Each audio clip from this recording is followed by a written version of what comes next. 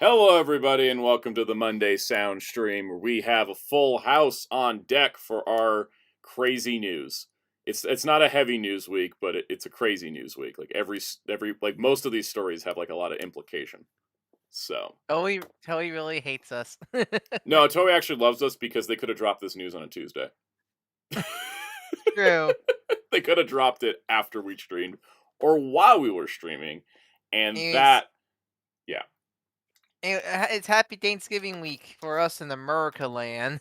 I keep forgetting it is, and then I'm like, oh right, I have to work extra the next couple days so I can not like work on Thanksgiving. YouTube life, it's a grind. It don't care about your holidays. Yeah. So on that note, though, like, how's everybody doing? Are we all hanging? I guess we should introduce Doing good. ourselves. Ryan, what's up? How's it going?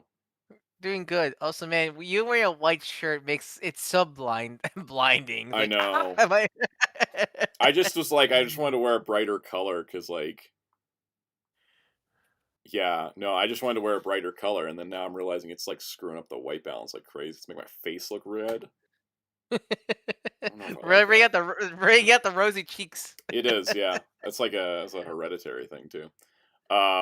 Yeah, no, it's yeah. I was just like, let me just wear Luffy today, and then now I'm like, I don't want to wear white T-shirts on stream anymore. I love Blade Raider's comment. For you, the day Sentai died was the most important day of your life, but for Toei, it could have been a Tuesday. Say. Basically. Speaking of Street Fighter, how you doing, Jerry? Pretty good today, thanks you. Yeah. You want to tell the crowd I got you your Christmas present? Yeah. You got me something that I wanted to get. I actually was thinking. I was like, man, I wonder if I could afford to buy this because I really want this. I really want this Punisher. Oh, I know, the Turbo Man doll. This Punisher Nick Fury 2-pack, and you were like, hey, I got you something. I'm not gonna tell you what it is. And then Wheels is like, Soundout told me what it is. You're gonna love it. You like this character. And I'm like, what kind of like? Well, you said before he's one of your top favorites. I'm like, oh snap! And then the delivery guy came and those are not the clues I gave him. You said I liked it. Yeah, I just said you liked it. I said it ain't a game and it ain't a movie like I originally thought. It's it's from a game. So it's based on a game. It is based on a game. Well, true. Well, anyways, he is because Punisher's like you got my top three Marvel. You got what, the John Ball, Van Damme, and David Hasselhoff 2-pack? Yeah. Was it John Ball go there to play in the 80s movie? I forget. No, that was Dolph Lundgren. No, yeah, Dolph Lundgren played. It's Dolph Lundgren and Dolph Lundgren and David Hasselhoff. Yep. 2-pack. Yeah, it was one of those. God, here's the fun story about the Amazon delivery, right? Like, they tried to deliver it yesterday. Yep. And they're like, we don't know what to do. And I'm like, I always get this every time some delivery person doesn't know what to do with my apartment building. Yeah, and then this morning they call me. And I was just like, okay. And then I was like, let me try to call Jerry. And then I tried to call Jerry and it didn't pick up. And I was like, okay. And I was like, is there any way you could leave it by the door? And the guy was like, I can just stash it. I see a spot. I'm like, that will work. Thank you. So he just hung up immediately and just, but package got received. That's the important part. Yeah, it was stashed in a way that literally you could only see it if you're coming from inside the building out. It's coming from inside. It's coming from inside the building. So like people walking couldn't see it, but when I went downstairs, I was like, yep, I see it. Oh, speaking of Amazon, do you want to talk about how your Doctor Who's take got shot by a bullet? Oh, let me go grab it. I have to go grab it. You guys just entertain. I'll be right back. How about you, Wheels? Oh yeah, Wheels is here, guys. Yes, introduce Wheels. Yeah. You had quite a weekend.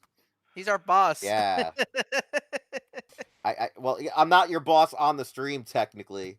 I'm your boss off the stream at this place called hero-club.com. Where we have news and interviews and all that stuff. Shameless Check plug, it out. wink, wink. I went and did stuff, and I put up an entire photo gallery that I'm still adding more images to. He got to meet Ultraman. He got to meet Ultraman in real life. I did. I got to meet Tiga and I got to meet Zero.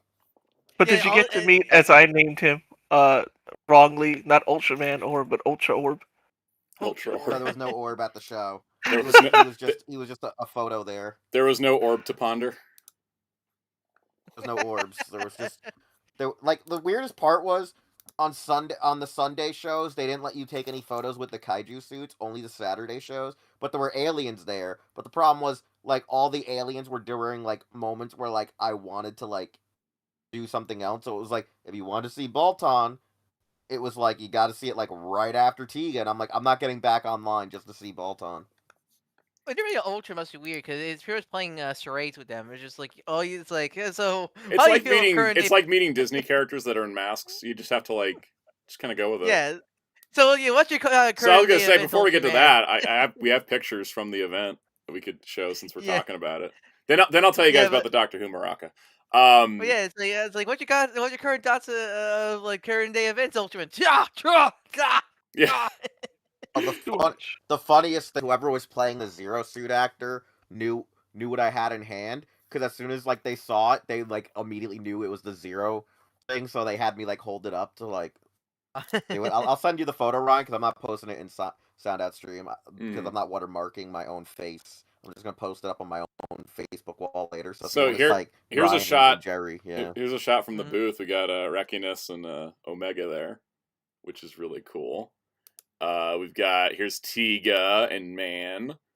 Leos, you said it was packed, right? Like there was a ton of people there. I saw videos. It was okay. Packed. It was okay. Sunday, for some reason, the last day, it was super packed. It was super bad because of how packed it was. Because if I could get into more details, you would understand why it was really bad. I don't want to talk about it on stream because it's so out of context. It could look really bad. It was very awful. It was horrible because a lot of it was weirdly tourists. You know, because I seen videos of this event, and it was like the whole it was because it was in like the big circle big open areas. It was like filled with so many people on both. Yeah, Sunday was super floor. filled, and like a lot of it for some reason, a lot of tourists came on that specific day. A lot of tourists. It was awful. I guess because it's probably maybe because it's the Sunday before Thanksgiving, where like people coming in. Yeah, town. That's what I'm assuming. Yeah, no, usually that's probably So I was but I mean, hey, I mean that's the biggest way to expose your brand when the brand. Yeah, and that's the thing that made me like really impressed was like when Wheels was like, "There's so many people here, it's hard to navigate," and I'm like, I'm really like it sucks that it's hard to navigate, but I'm also glad there's a ton of people showing up for this because it could have been a colossal failure. It was so cramped. It was so cramped as like from what I understand, it was doing decently every day before, like the last weekend. From what Speed Racer Flubber told me. From what Side note, these are pictures from the stage show because they were doing stage shows. Yes. So when I was talking with Dan, he told me when he went Thursday and the previous weekend, they were still full, but they weren't full that you didn't feel like you couldn't move in there. Like you had air to breathe in a sense. Like people were walking through the displays, people were walking, sitting, getting like it didn't feel as jam-packed, but then like late Saturday and mostly Sunday, it was just everyone was there and it was really bad where people were literally climbing over each other. It was Anime Con. It's an anime convention. It was like it was really bad. And like I said, because there were a lot of tourists there, they were they were like really rude. And when I mean tourists, if you've ever gone to a Pokemon World Championships, that level of tourist. I mean, like, because the American Dream Mall is like a tour. It's a tourist mall. It's like, oh, it's the big mall in the East Coast. It's in Jersey, right? Surprised. Yeah, it's in Jersey. Am I allowed to make it's the only good thing in Jersey joke? No, you can do it. It's the only good thing in Jersey. That's my favorite gag in a lot of the recent Turtles media is like the Turtles are like offended by Jersey. They're true New Yorkers. Like yeah. I think it was like in Rise where it's like, oh, we had to go to Jersey to return the video. Like when I was taking a lot of those photos, people were so rude that people were like trying to step in front of me when I was already like at the railing. They were trying to cut in front of me when I was even trying to watch the show. So the Disney World experience. It was it was very rude. It didn't also, none of them spoke English for the most part. Yeah. It was ridiculous. Also the toys that were there, I had a full photo. They actually sold out of some things. Like I think they sold out of the deluxe transforming Reikiness there. I don't remember what it was. But the fact they were let me selling double check toys what they is sold cool. out. Was Yeah, the toys in? well- were they still in the same Japanese packaging? Yeah, they were all in Japanese with the Bandai stickers saying yada yada yada on them. I mean, go because check what you can get the toys officially through like Amazon, right? If I understand. Yeah, you can start getting them. Because what it was like the Ultra Reikiness vinyl sold out, the Ultra Reikiness like transformation thing. Quite a few of them did sell out because like a lot of them were mostly vinyls on the stickers. They also had a lot of the figurized kits there, but the problem with the figurized kits were they were like charged at like full retail, so they were like all $45, $40, yeah, $40. $45. So I didn't really want to get them, even though most of those kits now are going for like $25 everywhere else. Yeah. So $5, like I bought. Get out of here. I bought like myself one of the. I don't know if it's a DX or something, but it's the version of the Ultra Eye that they had there. I don't remember. It's close. It's supposed to be like a replica of the DX one, but not the DX one. It's like I don't know how to explain it. Yeah. And then they also had a really mini one that was like really stupid small, and I was like, I'm not buying that one. Yeah, like the one for like little kids, like the littlest kids. No, it was it was called like the mini, and it's supposed to be like one you just put on your like work desk for like look, it's an Ultraman. Oh yeah, I seen those. Yeah, they're like kind of desk. Like they're like fidget toys. Like I call those. He says it's a like, rich people mall. That's why they charge high prices. Oh yeah, definitely. No, which was funny because the Bandai. That's the funny part. The Bandai Namco store itself, that's in the mall. Everything was charged reasonably. Yeah, reasonably. I think I got the Kaiju Member 8 figure art there. It was like retail price when I got it. Because when I was there, I got literally a high grade kit for $20 that normally goes for $25. Yeah. Everywhere else, the only thing that was upcharged in there was really the Godzilla stuff was overpriced at the Bandai Namco store. I was like kind of appalled that the $22 vinyls were $27, and I was like, wow, I should have just bought these on Big Bad or something. Yeah. But anyways, anything else about the event that we wanted to talk about? So not really. Like I'm just upset that because it was so high volume and capacity, and that there were so many people there, and they had all the music and sound going on, because I didn't know that there was like music playing whenever they weren't, you know, doing the meet and greets. You could not like record anything, so I was like unable to, like, even though people wanted to do interviews, I was not able to like actually. That damn DMCA. That also was just too loud either way, right? I forget for the stage show. Yeah. I forget for the stage shows. Do the ultras talk or is it just grunts? Or like I forget. Okay, so they talk and they use most of their dub voices. I was gonna say is it like what Cowdow, Sean Shima. Oh yeah, did Tiga talk? Because he's like the only one.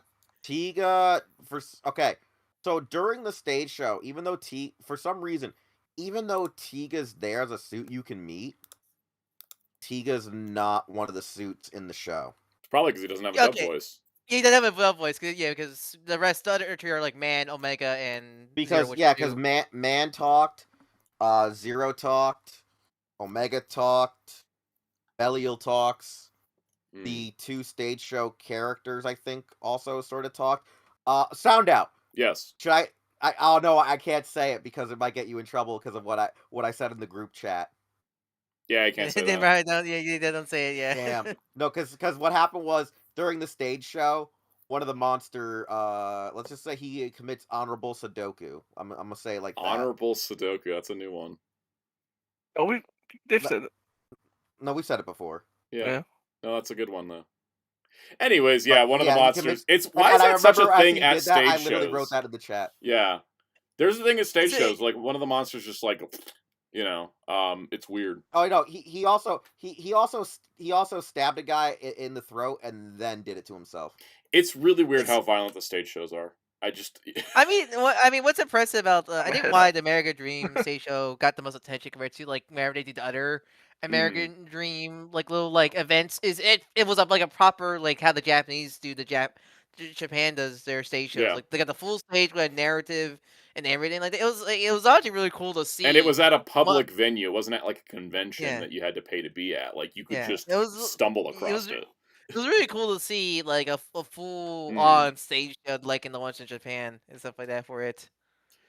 All right. Well, on that You wanna note, talk about your Doctor Who? Amazon sent me a Doctor Who Maraca limited edition. It survived. It got attacked by a bullet.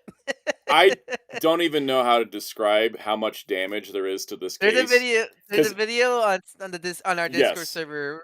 You want to see the full damage because it's like literally. This part of it way is too fine. more. This entire like quarter of it is shattered into hundreds of tiny pieces. The plastic on top that holds the cover art on is busted, which that's really impressive. That's hard as hell to do. It's broken in such a way the plastic's like I have to be careful not to like shake out like literally just compacted. Yes. Collapsed it. It's completely collapsed and compacted. There's no salvaging it. I'm sending it back to Amazon. I got a new one coming tomorrow. Why is Blu-ray cases so cheap? I know, like, because I know DVD, depending, some DVD cases that really can get destroyed, but like, every Blu-ray because they're clear plastic. case, like, yeah, clear plastic just be like that. So yeah. Anyways, it's Hellfire. crazy. Is this Zach? Hellfire. This is exactly what happened to my Ultraman Guide DVD from Deep Discount. Except the case was completely intact. Somehow, just you could hear the disc was completely destroyed. Yeah. The disc was completely destroyed. Yeah, it's like there's stuff that happens. It's crazy. I mean, I got my One Piece Collection 33. The entire spine on the inside that holds the disc palette in shattered. Like, but there's no damage from the outside. It's just broken inside, like inexplicably. It was like Schrodinger's box. But like, and the thing is too is I didn't like I contacted Crunchyroll and they're like, oh, we're out of stock. We're not gonna send a replacement. Here, have a full refund. I'm like, all right, sure, works for me. You just got a free set then. Plus, it's those 8-disc DVD cases you see for like complete series and stuff. So you know how like the disc palette has like a little notch to line it up. Yeah. That means if the case is closed and I shake it, the discs don't even move. So, yay, free set. Yeah, no, it's funny, but shall we get on to our PSAs? Yep. What happened last week on the channel? What happened last week on the channel is I made videos and then released them to the public. That is the weirdest way to say, let's look at last week's videos. So, when you said that, I was like, big mistake releasing it to the public. Yeah. So did the DC Compact comics, following up I got this little mini series going on of comic videos. I did the DC Finest and then just repeated the format twice over. I got a fourth one coming this week. Was that video controversial at all? Because he had some takes. I had some takes. I had 2 Hush fans try to can't use what's the term? What's the term? I tried to get executed by Hush fans. That happened. Really enough, I wasn't the Hush. I thought I was more the Superman All-Star Superman. I thought you were gonna get some blowback for that one. I did not get a single comment about All-Star Superman, like in any direction. It was very weird. Yeah, because I was listening. You're talking about it. And I'm like, huh? Like, I was listening to it, and you're talking about like all sorts of like weird or whatever. I'm like, huh? I wonder how people are gonna feel about you saying that about like a very popular book, and I guess not. I think it's because even like because I like All Star Superman, and I think the people that like it are also like, yep, it's weird. There's that one issue with Hercules. Well, that's right. There is. It's just out of nowhere. Like there's that. And I also like All Star Superman a lot. Yeah. I think it's also Superman. Like I think a lot of people got exposed to that from the Dwayne McDuffie movie. So like I think a lot of people are a lot more like, yeah, that's what we're expecting to get from it. A scenario like that with All Star Superman. Yep, it is a weird book, and I say weird complimentary, in some ways too. Yeah, also someone in the comments was like, you should read We 3. It's the least mind-bending Grant Morrison book. And I didn't respond to say, that kind of makes me not want to read it. But but I might actually check that one out because I've never read it before. Yeah, no, it was fun doing the compacts. Also, production-wise, I made a mistake. I decided just to use the Wikipedia page for compact to make the video. Oh. Wikipedia page is missing 4 books. I was about to say not League of Comic Geeks. I'm surprised. Well, because League of Comic Geeks has them in each individual comic listing. Like the Gotham Central one is in the Gotham Central page. So yeah, it's not. yeah. It's not. Yeah. It's I hard was to track like, them all I'm down. just gonna save some time and just use the Wikipedia page because there's not that many of them. But first of all, it wasn't in alphabetical order because it was something they would consider like Far Sector a miniseries, but not Dark Knight Returns. So it would be in a completely different section. And then they were missing 4 books, and I ended up spending more time than if I had just did my own notes. So lesson learned. What were the ones missing? Under the Red Hood, Gotham Central, Woman of Tomorrow, and that's another one that hasn't come out yet. Oh yeah, I'm not surprised those ones were Injustice. Because I think Injustice wasn't on there either. I think because weren't they like leak or whatever through a Russian or like it was like they were, but they were officially put in the Penguin catalog, so okay, they are official. Yeah. So the thing is, like, because usually when I do like notes, like for example, the one coming this week is the Modern Era Epic Collections. I use the Wikipedia page as a basis, and then I write my own notes and put them in my own orders and put all my own stuff into Google Doc, and then I make the video off that. And I thought I'd save some time. It actually ended up costing me way more time. So. Lesson learned. I'll tell you. Ever since I met you, when it comes to comics, now I'm a lot more nerdy when it comes to ordering stuff like that. Because I recently got my big Target order of the buy two get one free of the Sonic hardcovers, and like I am not. I am questioning who did the ordering of volume 2 and 3 of the Sonic hardcovers because. They had the Tango Whisper miniseries and the annual in Volume 2 take place after the beginning of the Metal Virus saga. I'm like, why would you order that way? It doesn't literally make sense. There's continuity issues in that, with that ordering. That is essentially the fallen rise of the House of X for Sonic fans. Yeah, I'm like, why is this ordered this way? That final Krakoa omnibus is mapped like that, where you're just like, why? Why did you do it this way? Like, cause I was like, I'm trying to remember. Like, was this like ordered in release order, or was this ordered in like release order? Nope. Why is it like this? It's just its own thing. They just were like, let's just put it here. Like, I think it's one of those cases where I think that miniseries came out after they already did the first hardcover, when they probably should have waited. Because I feel like Tangle and Whisper should have been in the first volume. Yeah, or at least at the very least, it should have been the start of Volume 2, like how Bad Guys the start of Volume 4, and such like that. I can't wait till they start throwing in like Scrapnik Island. How's that? Well, that's the thing, because at least with Scrapnik Island, that's very self-contained. So like you could at least put that in where there's like room and such like that. Yeah, but what if they just stick it in the middle of a big arc again?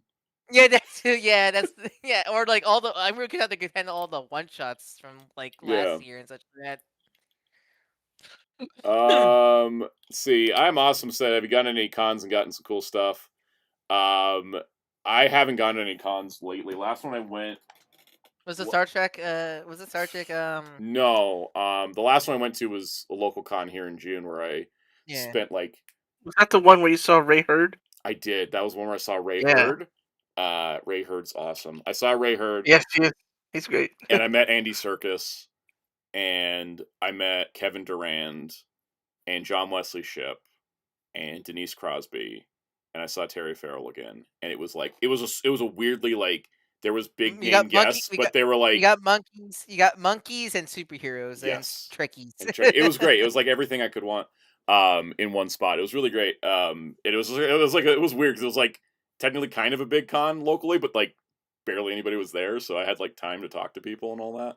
That's always nice. Yeah. No, so it was funny because the best part about it for me, the reason I went, the reason I wanted to go was because they were like, we have Andy Serkis and Kevin Durand. I was like, I can meet both Caesars, regular and Proximus.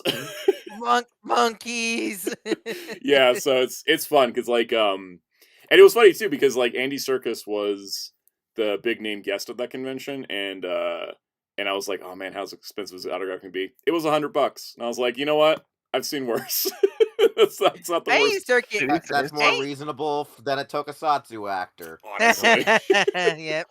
Andy Serkis. Guess what? They're also $100, but guess what? They're not ever. They're not Andy Serkis, roles, are they now? Andy Serkis is weird in terms of like he's a big name actor, but yet I don't think like people treat him like a big actor because he's like a character actor. That's why, because Yeah. he like he melts into parts. You don't notice Andy Serkis when he's in Andor or the Batman or Black Panther or you know, all those other things. Oh, you don't even notice him being in King Kong twice. Yeah, he's in King Kong twice. He's, you know, he was Caesar and he was Gollum, but like, you know, even in his non-motion capture roles, he just like transforms into those characters. He's brilliant. Dark Cells, I want to ask Andy Serkis about Venom to Let There Be Carnage. I told him I really liked his visual directing choices in Venom 2, and he appreciated that. Because I don't think anybody gives him any credit. Because that movie is a mess, and it's not like the best, but I think that like it's not him as a director that's the problem. It's definitely like the Sony executives, because like there's some really great visual work in that movie that just comes from somebody that knows how to do motion capture. I think it, because don't forget, most cuts, if it's not the director, it's the producer. Yeah. So if the producer was the one cutting, who was the the film, producer? Avi Arad, my nemesis. Anyways,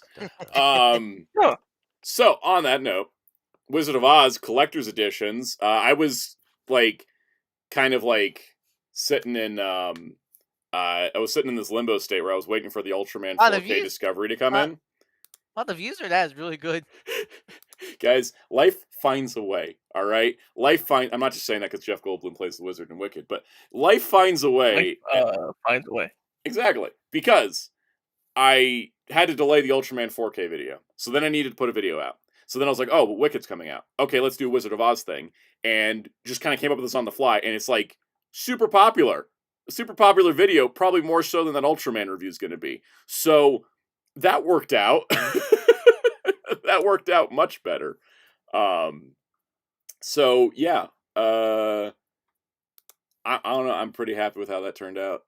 People really enjoyed it. It was fun because like I legitimately had not opened those collector's editions in years and forgot what was in them. So What's another movie series or movie they could do type of video like that? Because I'm pretty sure probably another one like that. I did one for the first 6 Star Trek movies a while back, like when the 4Ks came Die out. Hard with a Vengeance. And Apes. And Apes. I did it with Apes. You should do like the wacky world of the MCU home media, because that's a wild ride. That's definitely something that I want to check out. Was it what? Endgame had a exclusive disc in that stupid expensive Infinity Saga set. I could do one on Star Wars. My God, Star Wars. Oh, that's a rabbit hole. That's a whole rabbit hole. Do that. Those are when Grogu and Mando come out. That's probably like the time to do a Star Wars thing. Yeah. Yeah. Omander left a comment about looking at Wizard of Oz adaptations as D&D campaigns from different Dungeon Master perspectives, and now I just can't unsee it. Yeah. I'm gonna write down that Star Wars one for Grogu, because now I will forget. And one pathway, Tom and Jerry, some reason join along. Yeah. Let's see. Star Wars editions. Yeah. I mean, that big Turtles home media video is about to come out soon. Yes, I imagine, because we are. By the way, maybe wanting December YouTube ad revs up. I'm taking advantage of it this year. Like I'm putting out some crazy videos in December. January may look like low effort in comparison, but that's when I'll be sleeping. It's January. It's January, and it will be it's gonna be like rundowns. Rundowns. But even then, we talk about we might want to take it easy with the rundowns. I'm gonna be stripping the rundowns to bare bones, because I want to do them for the sake of history, but I'm not putting the amount of work in that I used to, because the view counts. January is always dead. Yeah, and January is always dead, so it's a good time to do it. Because like what I want to do, there's a dedicated fan base for them, but it's but still like it's like the dedicated fan base for Sentai Showcase. It's 1/3 of that Oz video, and that Oz video's only been out like 3 days. I like Oma Ender. I need to talk about the Wizard of Oz D&D campaign. The main movie is the Tame Party, and Annie's the chaotic and horny ones. Yes, and then and then you get to the Wiz, and that's just that's a whole different ball game. Where does Return of Oz fit in? Return of Oz is for all the dark, twisted '80s latchkey kids. Yes. But yeah, so like looking forward to December. If all goes to plan, which we'll see how that happens, there'll be a Metroid game guide that I just want to do for the love of the game. I don't know if it's going to do well. We're just going to do it. It's just going to happen. There will be the X-Men Marvel Legends teams update, the MVC roster in action figure update. Those two sound like a lot of work. There'll be a lot of work filming. Research-wise, I already did all the research. So it's just a matter of like going to the previous, like the videos I made, noting down what's changed, and then also looking through the comments and making sure I got like corrections in. Because there's some stuff that like I forgot about or like messed up or whatnot. So those will be fun. I'm gonna like basically make those back to back, but they'll come out separate weeks. And then the Ninja Turtles, I'm gonna review the Arrow video trilogy, and then I'm gonna do the Ninja Turtles home video history while the ad rev is up. So, yeah. I mean that's kind of the general plan. Turtles do well on your channel whenever you do it. They do, and so that's why I want to do 2 videos. Also because I want to talk about the Arrow video set in a bubble of itself, and then in comparison to the rest of like the history of Turtles and home video. the madness is the history of Turtles and home media. Yep. Because like my plan, yeah. So Muteki said, "Do Metroid is hot in December." Yeah, the plan is that I'm going to get the Metroid video out December 3rd. Because December 4th is when the game comes out, so I figure like, oh, people will watch it. If I put it out I put it out on the Friday, people will be playing the game, not watching videos. So I'm gonna put it out before. I thought about doing it this week, but I kind of want to get that Ultraman 4K out of the way, so that's going to be this week. That'll be Friday's videos of Ultraman 4K. I got it in, but it's 7 hours, and I need to watch it because I don't know what the hell it is. Did you get those amiibos yet, by the way? I got Samus and the bike, and Psylux, of course, isn't out yet, so it's on the way. But like I have it on order, so. Yeah, Bladers has Sawtails TMNT actually has Blu-rays. What's this for 2012 and Rise? We'll be talking about it. That'll be I think that'll probably be the last big video of the year. Like I don't know exactly when I'm releasing it. It's just a matter. I'm gonna start concurrently working on a bunch of projects. You know what you should do, especially with Cosmic Invasion coming out? You should take it easy for yourself. You should make like Mondays just gaming, us playing games, just for relax. We could, and also like, with how the news has slowed to a crawl. Yeah, unless there's some big, there's some like big major news. I think we should probably make December streams to relax, like us playing Cosmic Invasion or whatever. Yeah, or something like that. I think we're gonna do something like that because, like, part of why we're 37 minutes in and not at the news is because the news is getting dull, and I'm not seeing anything picking up until the new year because of so many reasons. So, because usually the news slows down a bit during the holiday season, but it's slowed to such a crawl that, like, I don't think we're getting any more Transformer reveals this year. I don't even think we're getting any more G.I. Joe this year. Like, it's that crawled to a stop. We know Marvel's got a couple more things, and that's about it. I think it doesn't help that they practically revealed half of their beginning of next year's already. Exactly. So. All right. Shorts last week. Hey, look, it's the Punisher and Nick Fury 2-pack. Same 2-pack. It's the Cow's 2-pack. It's the Cow's 2-pack. And it's then made my Christmas. Yeah. No, it was one of those things where I was like, oh wow, this kind of works out. Like I just like put this short out, and then Cass will get his like next week, and so it worked out. And then that Strong Guy short blew the hell up, and I don't know why. Wow, I don't know what I did to get it to 13K views in a week, but maybe your algorithm was just lucky that day, or maybe because you're like, I think you're the only one to compare the two of them. Maybe the original and new. It's something because like the thing is that when I posted that, it had like 6,000 views in like 3 hours, and I was like, what? Yeah, it weirded me out. I don't know. I swear that YouTube's running a roulette, and they'll just be like, spin the roulette, and then just tap somebody, and then that short gets like boosted onto everybody's feeds. It's yep. So, guys, do you want to talk about the Tron Haslab? You guys want to talk about the Tron Haslab? It's the dawn of the final day. The dead Haslab. The dead Haslab, exactly. Dawn of the final day. 7 hours remain. Flynn, am I still to make the perfect Haslab campaign? Huh? What? Huh? It's at 1,340 backers. It's gone up by 200 in the last 12 hours. So let's see. This got announced what, September, right? This came. Well, When did this start? October 9th. October 9th, and in those couple of weeks, it barely. It's at grew. 13%. 13%. 13%. If you're feeling the FOMO, you got 6 hours and 18 minutes to back this thing that definitely is not happening. You need to sacrifice. You need to sacrifice like a virgin baby or virgin Mary to order this, like to get this funded or something like that. Like I have seen Haslab's fund quickly last minute, like the Snowcat. Snowcat. But that even was already mostly along when it funded quickly. This is so far away. Guys, I can't wait for Tron to see Cookie Monster in hell. Hey, guess what? Ghost Rider can drive him around. He already knows. No, Exactly. wait, no. Cookie Monster's not in hell.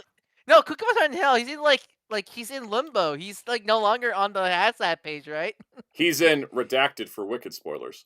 Yeah, he got incinerated. He's gone. His soul's not there anymore. Yeah, they deleted his page. Dark Saul says something new. What happens when Haslab fails to meet its goal? Do they just not make it and refund the money? Yeah, basically they just straight up don't make it. And they don't charge anybody until the campaigns are over, so they don't have to refund anything. But yeah, it's just it. Cookie Monster's the torture in hell. Yeah.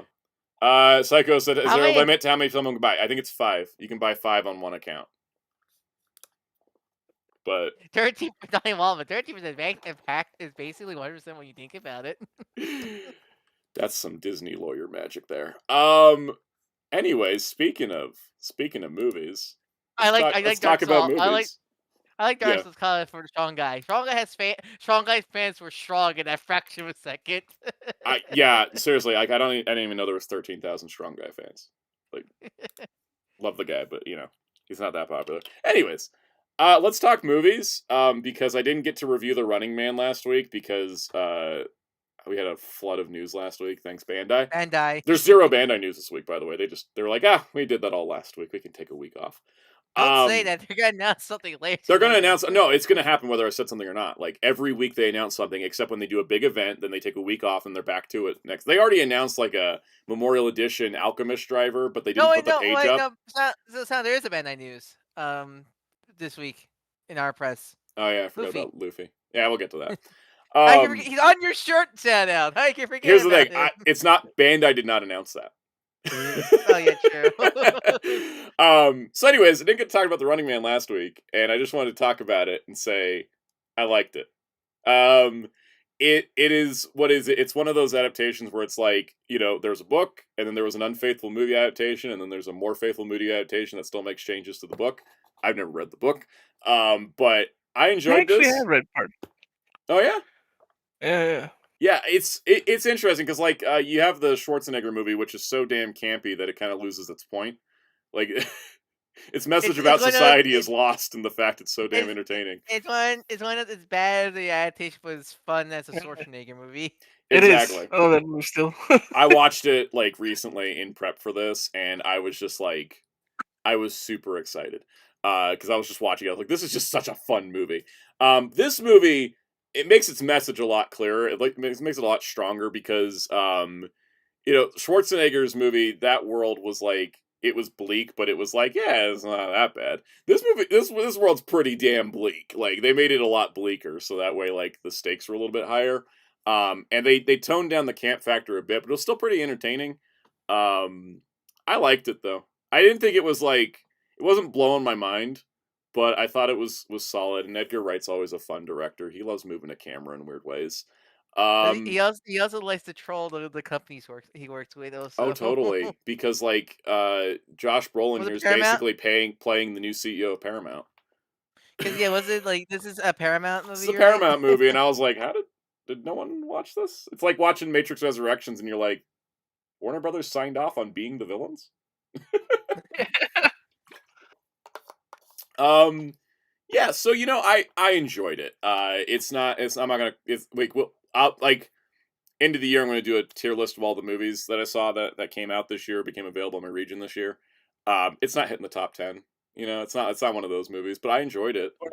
It's all right. Yeah, it's all right.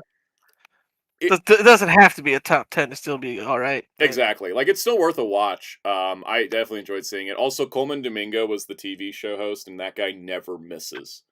Every single time I see Coleman Domingo in something, he is like giving 110% into a performance. Doesn't matter how big or small his role is. Like, he's always a highlight. And I'm so happy he's Norman Osborn in that Spider-Man animated series. In Friendly Neighborhood. Yeah, Yeah. he's a good actor. I want if we're gonna bring Norman Osborn into the MCU live action, which I don't think would ever work because of the whole No Way Home thing. But if they ever do, it has to be him because he's just amazing. But yeah, anyways, so he was a highlight. Glenn Powell was pretty great in this. Katie O'Brien was in it, and I like Katie O'Brien, but they gave her another small part that didn't have enough impact, and I'm like, stop giving her small parts that have no impact. It's very frustrating.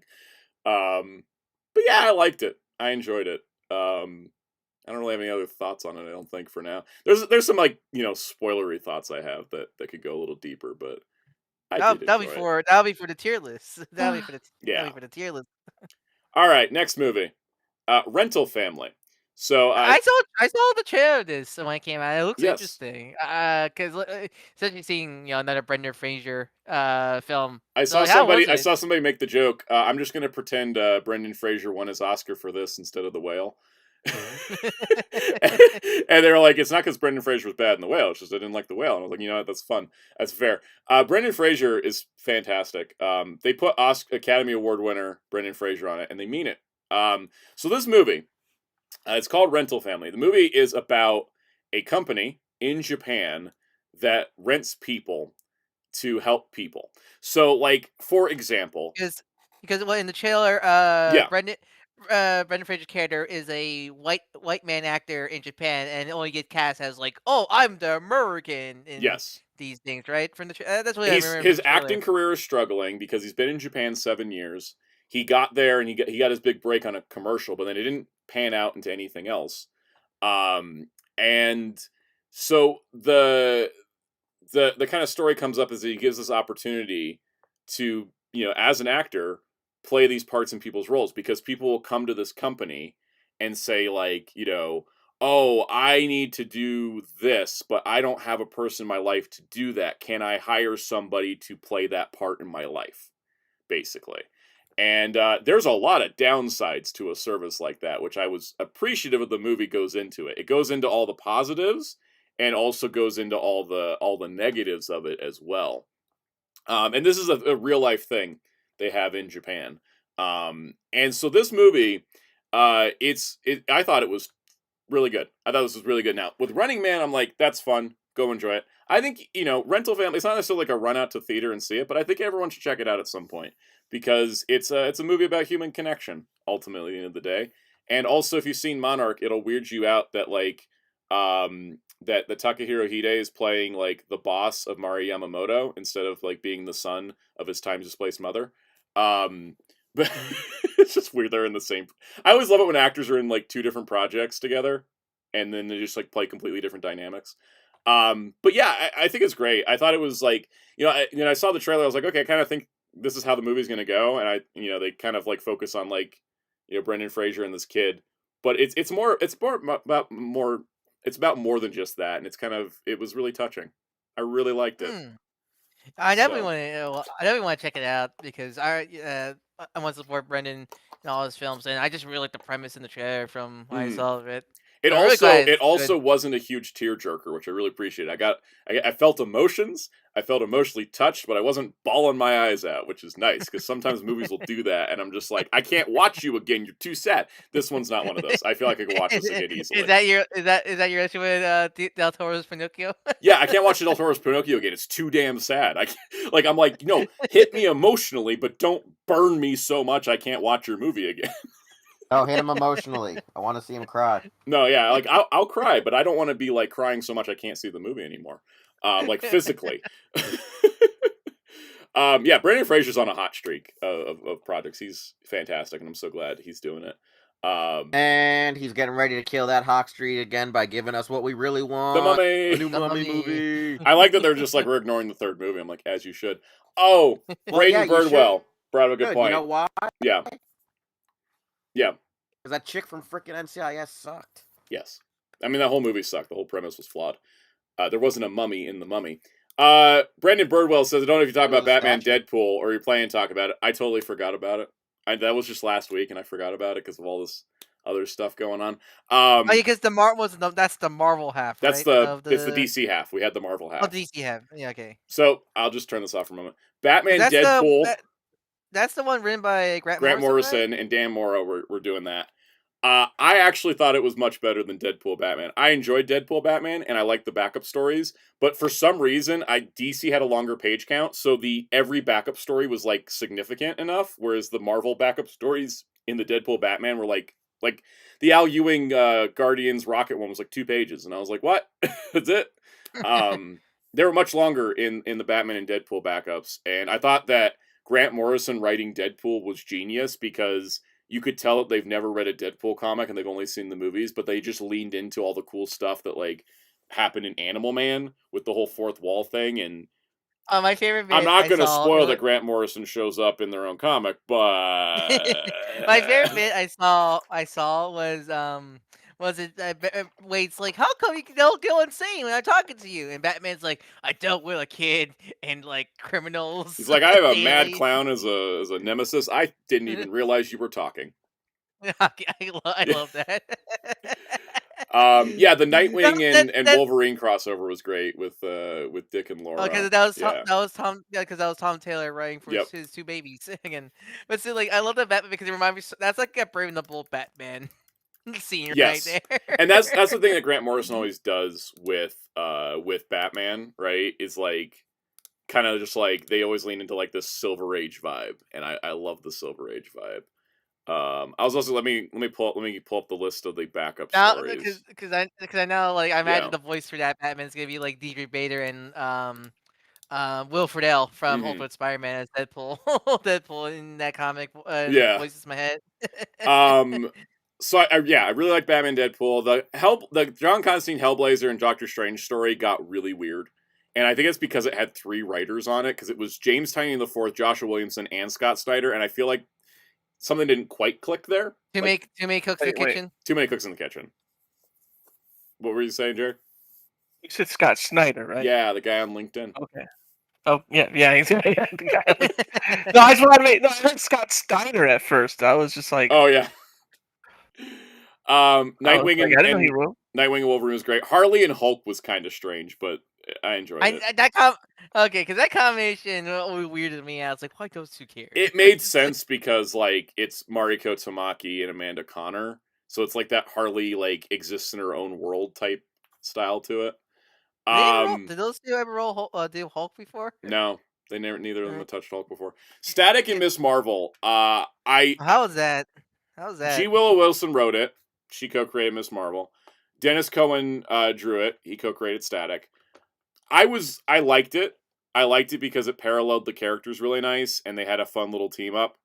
And Kamala was in her old classic costume again. Good. And then she had the stupid light construct powers, and I died a little. No!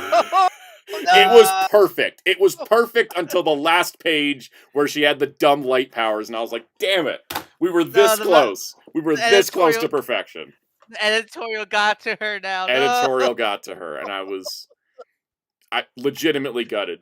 I was like, I would have called this the best comic of 2025 if it wasn't for that last page. Damn it. Yep. So, let's talk about satisfying endings. Dark side. Those are dialogue too.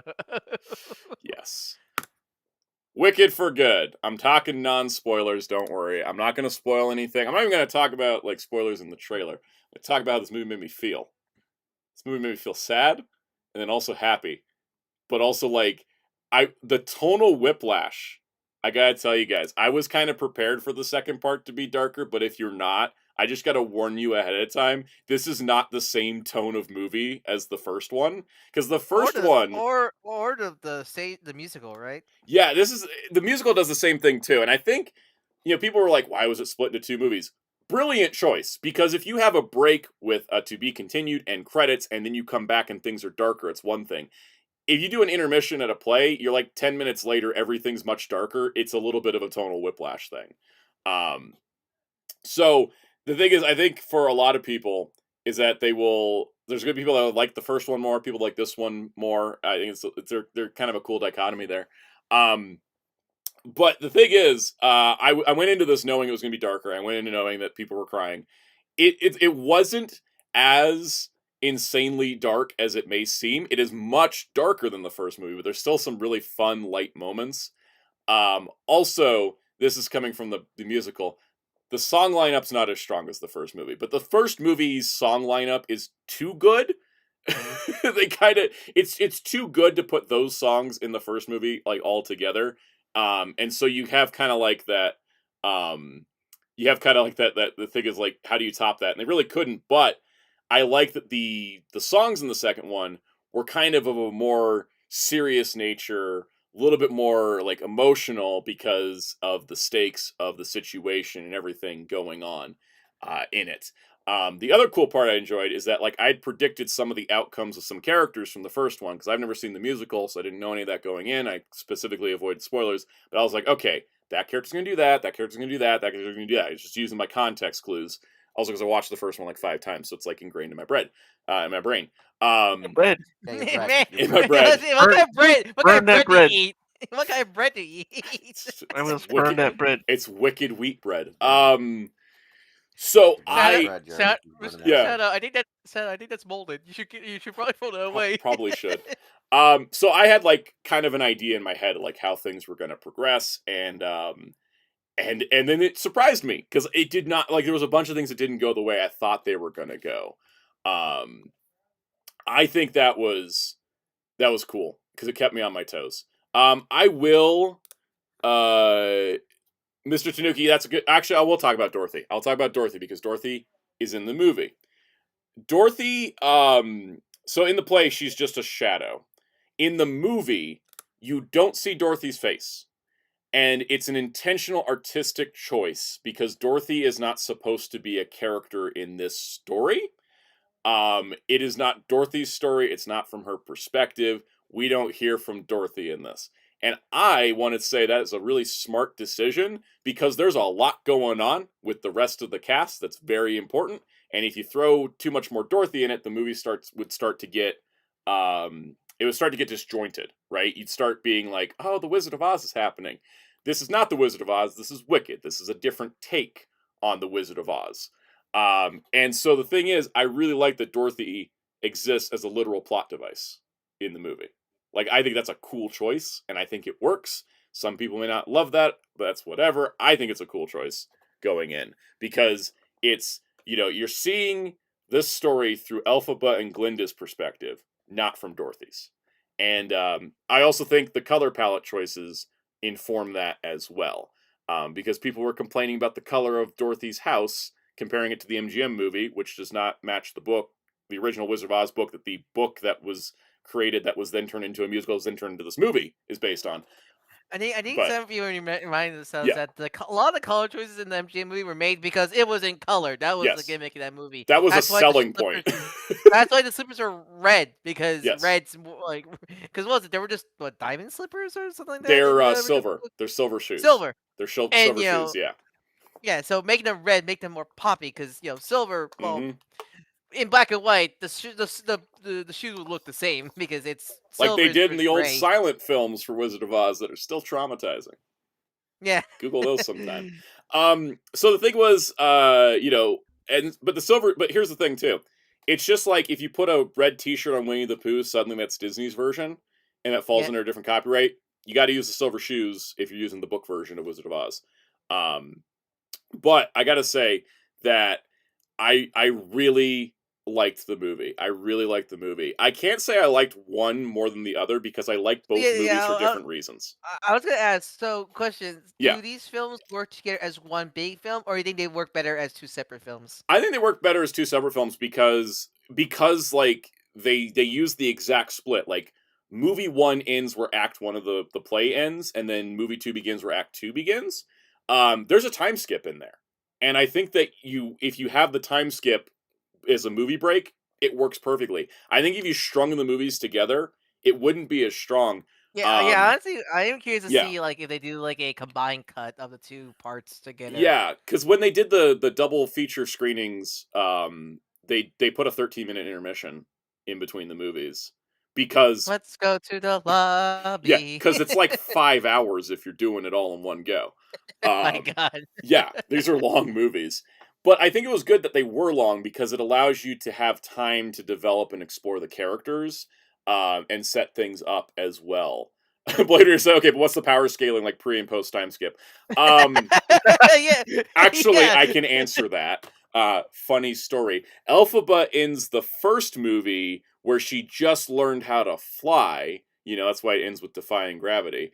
And then the second movie, she starts up and she's essentially Batman with superpowers. So it's a good time skip for power scaling.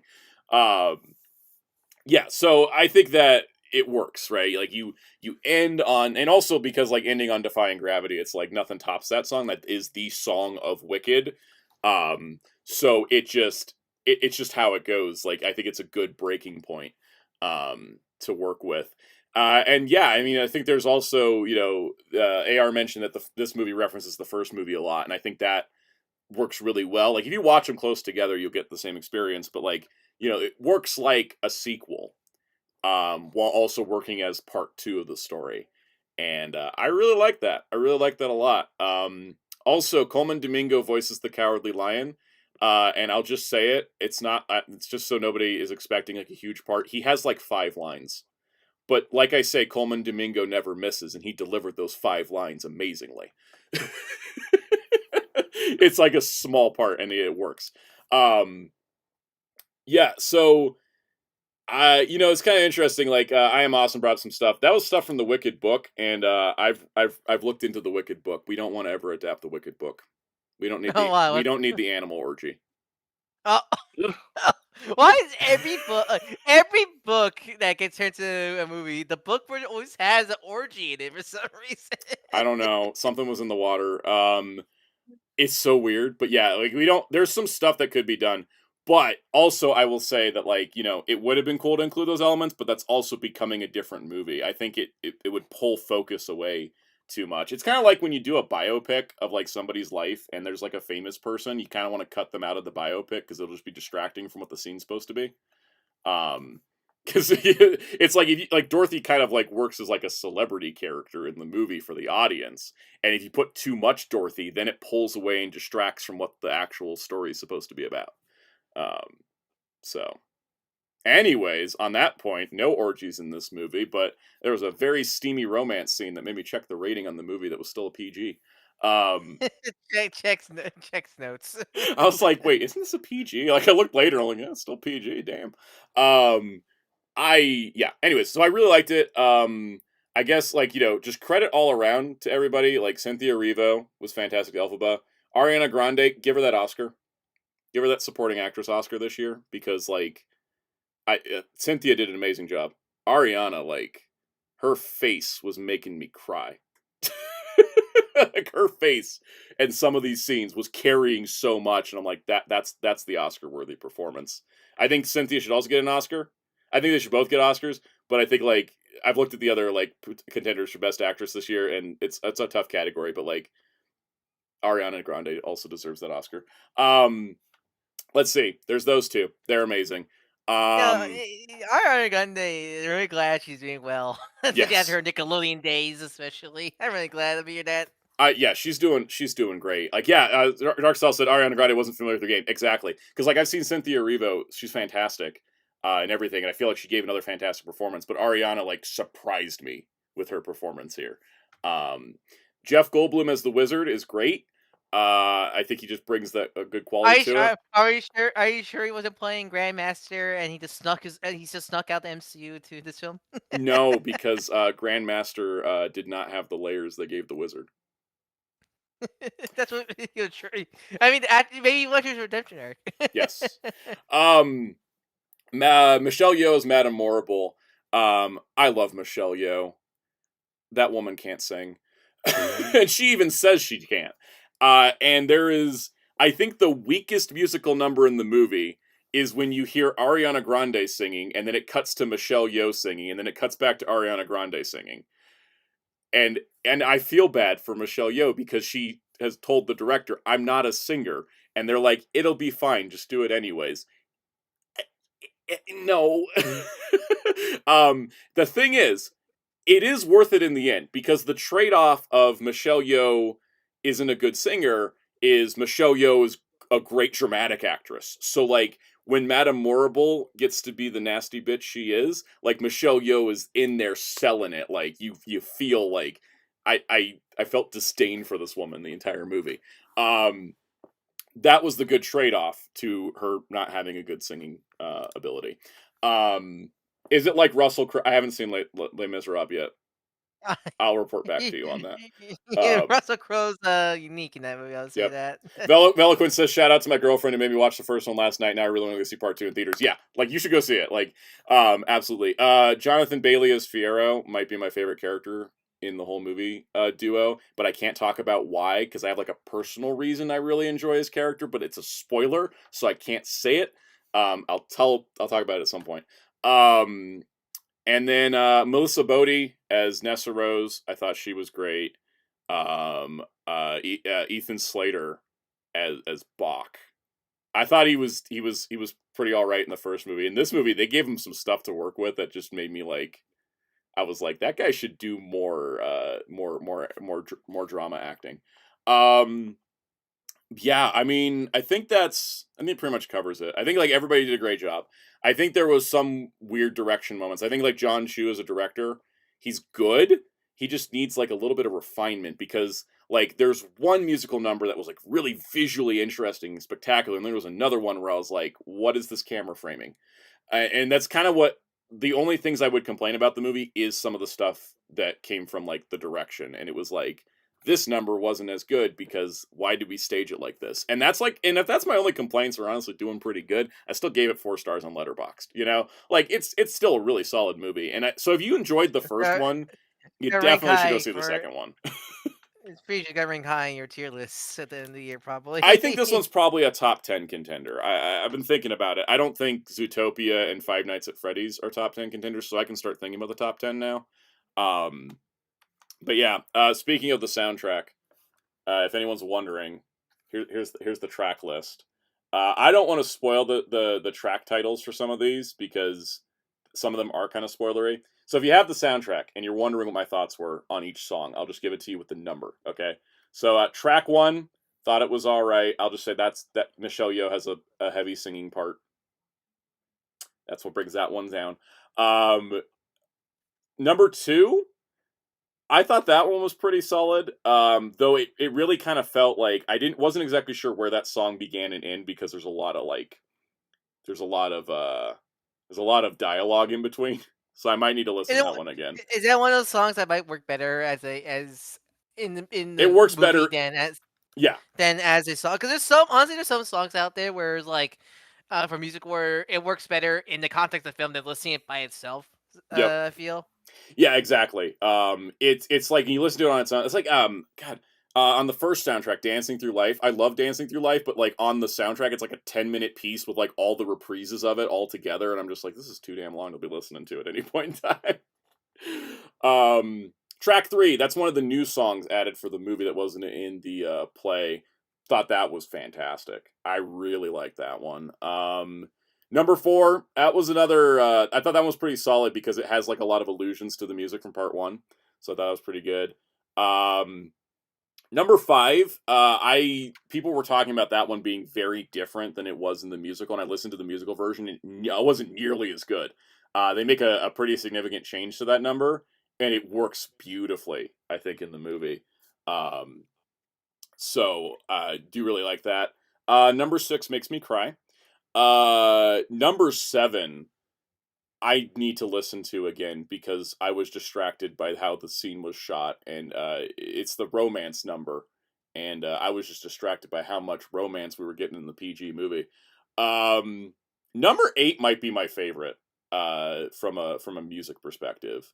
Number 9, that was kind of scary. Number 10 is like probably my second favorite, and then my third favorite is For Good, the last number. It's pretty famous. I'm not gonna spoil it. Like For Good, really great though. Like it's a thing. Where like I feel like the first movie soundtrack works good on its own, whereas the second movie soundtrack works pretty much almost only works in conjunction with the movie, with only a couple songs that you could really listen to standalone, I think. Oh yeah, so yeah, Velk was talking about Cheryl Lee Ralph auditioning for the movie. Yeah, I think they went with Michelle Yeoh because of John Chu, because John Chu really likes working with Michelle Yeoh. So that kind of makes sense. I think Michelle Yeoh did great. I need to like look up video Cheryl Lee Ralph playing Madame Horrible though, because I love Cheryl Lee Ralph on Abbott Elementary, and I want to see her in anything. Yeah, this was great. Like, the thing is, I think like the reception online is like different depending on where you're coming from. Of like, oh, how much Wicked do you know? How much of this do you know? Do you know the book? Do you know the musical? Yeah. But I think as a movie, like I think it's pretty solid, and I really liked it, and I want to see more big, lavish musicals like this, because we get too many musicals that feel small scale. This feels like a gigantic, huge fantasy epic, and I think that's awesome. Like this and K-pop Demon Hunters. Like Yes. we're doing good on musicals. It's a shame that Disney keeps failing all of them. Yep. Look, if Tangled can be made with Michael Gracie directing it, and they don't get in his way, that'll be the best Disney live action musical. Yeah, but we'll see if they get in Michael Grace's way. I like you completely ignore Moana. We're not talking about Moana. I don't want to talk about Moana. I don't want to talk about whitewashed Moana. Anyone else notice they straightened her hair for the live action, even though the actor they picked has the curly hair the animated version has? I still laugh at The Rock's muscle suit. Yep. Yeah, anyways, I think that's pretty much it for Wicked that I can say without, like, doing a whole spoiler cast for it. Stay tuned for the tier list at the end of the year. Yeah, I might just have to do, like, I think at the tier list of the year, I'm going to, like, talk about my top 10 favorite movies, and then I'll just be like, spoiler warning for these 10 movies, and then just get into it, because, yeah, there's so much I want to talk about that I can't, because it's spoilers. I had a hard time writing my Letterboxd review for this, because I was like, all the stuff I want to talk about spoilery. Like, I'll just say, I really want to talk about the Dorothy's Gang. I really want to talk about Dorothy's Gang, but I can't because they're all spoilers. I like you make it sound like they're like a street gang. Okay, hear me out, all right? Hear me out, okay? They meet under extenuating circumstances of the place they live in. They have a common goal in mind, and they kill somebody together and help cover up the crime. Okay, they're a gang, all right? Dorothy's Gang or Ride or Die. Okay, come on, like, yeah. Well, maybe the Wicked Witch shouldn't have been a bitch. It's really fun how they take those classic. That's the thing I will say, because without spoilers, it's really fun how they take those classic beats from the Wizard of Oz story and like recontextualize them in the film. And it's one of the things I want to talk about, but I can't because it's technically a spoiler. But you kind of see it in the first movie, so I'll just say it. Most of the Wicked Witch being wicked is like a massive propaganda campaign. And I think it's brilliant because some of the stuff that like happens, like it makes you go back to the original story and you're like, did we just assume she was evil? And I like that. I like that kind of recontextualizations. So that's kind of where I enjoy that. But anyways, the original Wizard of Oz though, it is kind of funny when you realize like, Dorothy does help murder somebody. Like question directly. is the water weakness still a thing in the Wicked movies or no? The what? The water weakness. Yes. I don't want to say why. The way they do the water thing, and they set it up in the first movie beautifully. The water thing is a big part of it, and I can't say anymore. I literally can't say anymore because there's like a story behind it. It's I'm just reminded of Oz and the Great and Powerful for some reason. I guess yes. It's also it's also a Wizard of Oz prequel from the perspective where the wizard was a good guy. Yeah, I remember thinking that film was okay, but like maybe if I go back to it now, it probably isn't a scenario like that. Yeah. I wonder. I remember how they handle Alpha. I actually don't remember. I forget, is Alpha always her name, or is No, it? that was just for Wicked. That was just for Wicked. Okay, I and they forget what named call her after L. Frank Baum, Elphaba. Like it's kind of Okay. like yeah. Yeah, I don't remember I don't forget what they called the Wicked Witch in Oz, but I remember the origin being really stupid in Oz the Great and the Powerful. Hey, that was the That was only one of those- other that was the only other Oz movie to turn a profit. Oh, really? It's just a very small profit. They made like $5 off of it. There is seen that awful Dorothy Return to Oz and the rabbit hole that is the story of that film. That film's a Wait, are by any which one are you referring to? In 20 there was an animated movie released around 2014, 2015 called Dorothy Oz, The Legend of Oz Dorothy Returns. It was there's a huge history about that film that involves Wow. let's say taking investors' money without asking for it, if I remember right. It's a rabbit hole of the behind the scenes of that. That's definitely a behind the scenes is more interesting than the project type thing. Yes. Let's just say I saw a really bad Wizard of Oz film that is just it's bad, and I need Ryan and Soundout to see it. It's horrible. I don't know. I thought like somehow it's like a film, like it's supposed to be like an educational film that somehow was supposed to be like, you know, just some educational film that actually was able to get streamed on like Stars and Showtime. You guys ever seen The Muppets Wizard of Oz? There's a really funny gag about Gonzo's nipples in that. I remember watching that film, not liking it. It was like one of my least favorite. I cannot remember most of that movie besides the fact that there's like a scene where Pepe's just like turning the knobs on Gonzo because Gonzo's the Tin Man, and he's just like, "And what do these do? Oh, those are just my nipples." And that's all I remember. Isn't Tarantino in that film? Mm-hmm. He has a cameo. It's technically his 10th movie. Yeah, but don't tell him that. You should check out the weird ass Deke cartoon. God, has anyone ever seen the anime? Have you ever seen the Wizard of Oz anime from the 80s? Which one? Is it the 80s one? Was it the 80s? Discotek released it. I don't know. The Wonderful World of Oz. I saw like a couple of.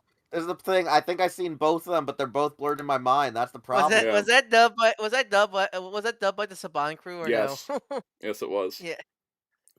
Oh man, just said don't kink shame. I'm not kink shaming. I'm just saying it was weird to have in a TV PG presentation.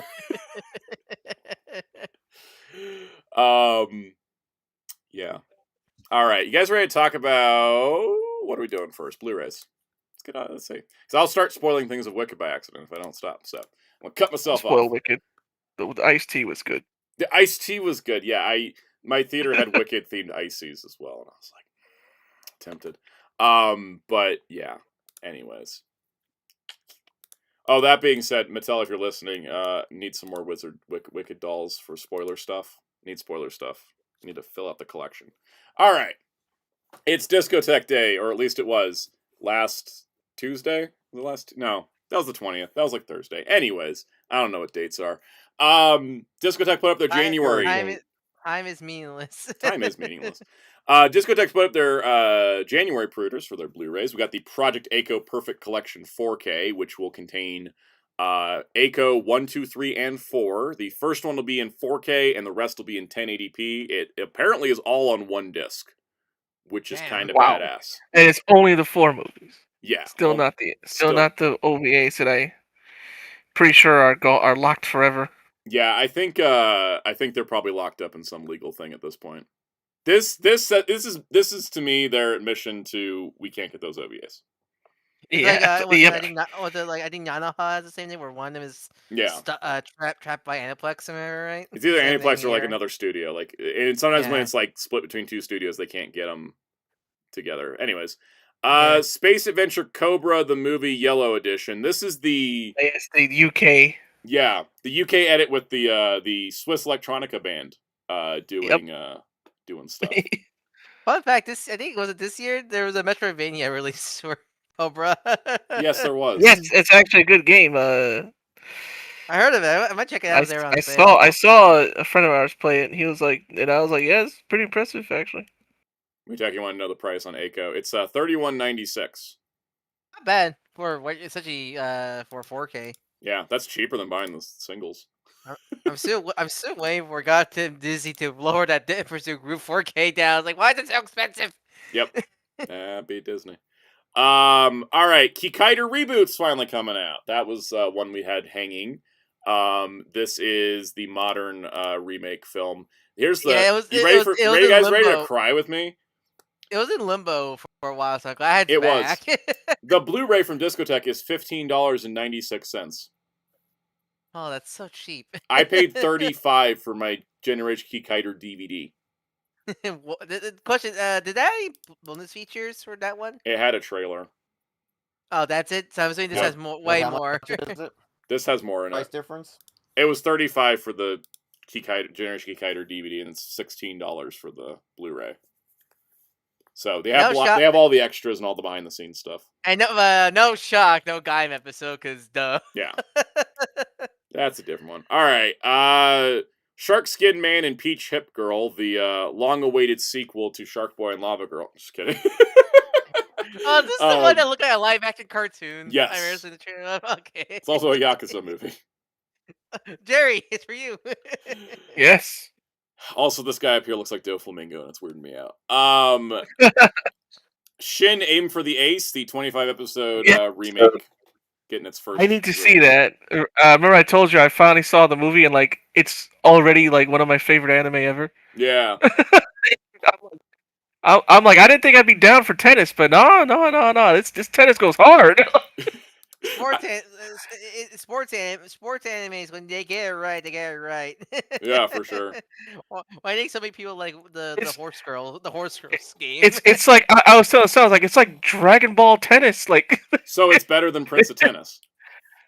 Honestly, and I like Prince of Tennis. Yeah. That's why I like Kinnikuman more than I do regular wrestling. You have that shonen DNA to it. Yep. Thanks for reminding me. I need to finish Kinnikuman. I was like halfway through the new one. Tomorrow's Joe, the live-action movie. I need to see that too. I've been wanting to see that for years. Mm-hmm. What happened to yesterday, Joe? Yesterday's Joe became tomorrow's Joe. It's the nature of Joe in time. I like how the cover is just like very nondescript. It's just two sweaty guys. And yeah, if you don't know anything.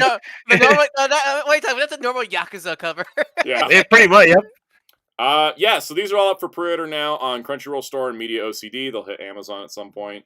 And I'm keeping an eye out on the Digimon. So I was like, I keep thinking the Digimon Blu-ray is gonna come out eventually, and it hasn't. Like that's weird. Yep. Like, you said they come earlier. It's earlier. Me too. Man, just seeing that GIF, I already hear her yelling, "Really mad!" I've seen this movie too many times. Yes. Not enough. Not enough. It's never enough, right? Never enough. You're like me with the Digimon movie where I can quote that. I can quote that thing in my sleep. Guys, I can quote Batman Returns and The Batman, and The Batman's 3 hours, so give me credit. Aren't you El Rata? Are you El Rata Lata? It's not El Rata, it's La Rata. God. My favorite line in that movie is not even the penguin stuff. It's the Selena, don't throw your life away. It's okay. I've got 9 of them. No, my favorite line is what was it? What did Jim said when Batman showed him the dumb drive for the first time? It's like, holy shit, something like that. Thumb drive. Anyways, comic books. If you've ever been wanting to get into the Thundercats and Friends comics from Dynamite, which is totally a real branding initiative and not some weird title for this, you can get 94 comics for $18. Wow, that's a great deal. Also, that title is so funny because it feels like it's like a Thundercats like Spy Amazing Friends preschool show. Yes, and the title. It's like how I kept calling the Capcom Fighting Collection Darkstalkers and Friends. Yeah. So as a reminder, if you do this, do custom donations so that the Comic Book Legal Defense Fund can get most of the money, or however you wish. I'm not telling you how to do it, but as you said, it's insane. Yeah. They're treating Thundercats as the big IP where Powerpuff Girls is right there. Exactly. I think the reason they're doing it is because Thundercats has more in this. There's like way more Thundercats in this than there is anything else. Because we got Thundercats Lost, 4 or 5. I don't know why. This is the thing that bugs me about Humble. Why is it not automatically alphabetized? Why is it all all over the place? So, doing a cursory glance, it's got Thundercats Lost, Powerpuff Girls, Herculoids, Space Ghost Johnny Quest, Space Quest, Space Ghost, Silverhawks, Johnny Quest, Captain Planet, and Powerpuff Girls, plus the Powerpuff Girls Thundercats crossover. This is basically all the Warner Brothers stuff that they licensed in one bundle. Also, fun part, Space Ghost relaunched after 12 issues for no reason, and why? It's not a big like. yeah. Oh, it's got Blue Falcon and Dynomutt's first issue and giant size wacky races. But still, you're yeah. indie studio. You don't really have you're indie studio. You don't have no reason to relaunch it. Also, the annual acts as an issue 13, and then issue 1 of the new series acts like an issue 14. Oh, It's just confusing. And there's 0 branding difference, so if you don't like pay attention, it's gonna get confusing. Anyways, if you've been trying to catch up on Dynamite comics, I will tell you. Let me give you some reviews here. Chitara miniseries pretty good. Thundercats Lost is great. Thundercats kind of a missed bag. Didn't read Powerpuff Girls, but it's Kelly Thompson for part of it. I didn't read Herculoids. Space Ghost Johnny Quest Space Quest, that was really fun. Space Ghost is pretty good. Silverhawks is amazing. It got canceled though, so it's only been 10 issues. Johnny Quest was really solid, because I like the Johnny Quest one, because it's not a gritty reboot. It's just Johnny Quest's characters get pulled from like, when their TV show was to modern day. So they're still golly. So they still had like the golly cheese to them still, right? Captain Planet I heard was good. And then that pretty much covers it. Yeah. It's mostly Thundercats because it has 2 ongoings plus Silverhawks. It's a really good deal. Oh, Giant Size Wacky Races was really good. I really like that one a lot. Blue Falcon and Dynamite I haven't touched, but there you go. Think about it. They're all better than Thundercats The Return, that's for sure. It really is a miracle that both Power Rangers and Sonic was able to keep never relaunched their numbering at all. And Turtles for a while, right? Turtles didn't relaunch for 150 issues. 50 issues for a whole decade. For like what, a whole decade practically? Pretty much. Actually, I'm starting to realize I think these are in release order. Probably. Yeah. Anyways, that is that. All right, cool. Next stop. You ever wanted to know what happened in the last 2 issues of Transformers Energon from Dreamwave? Well, guess what?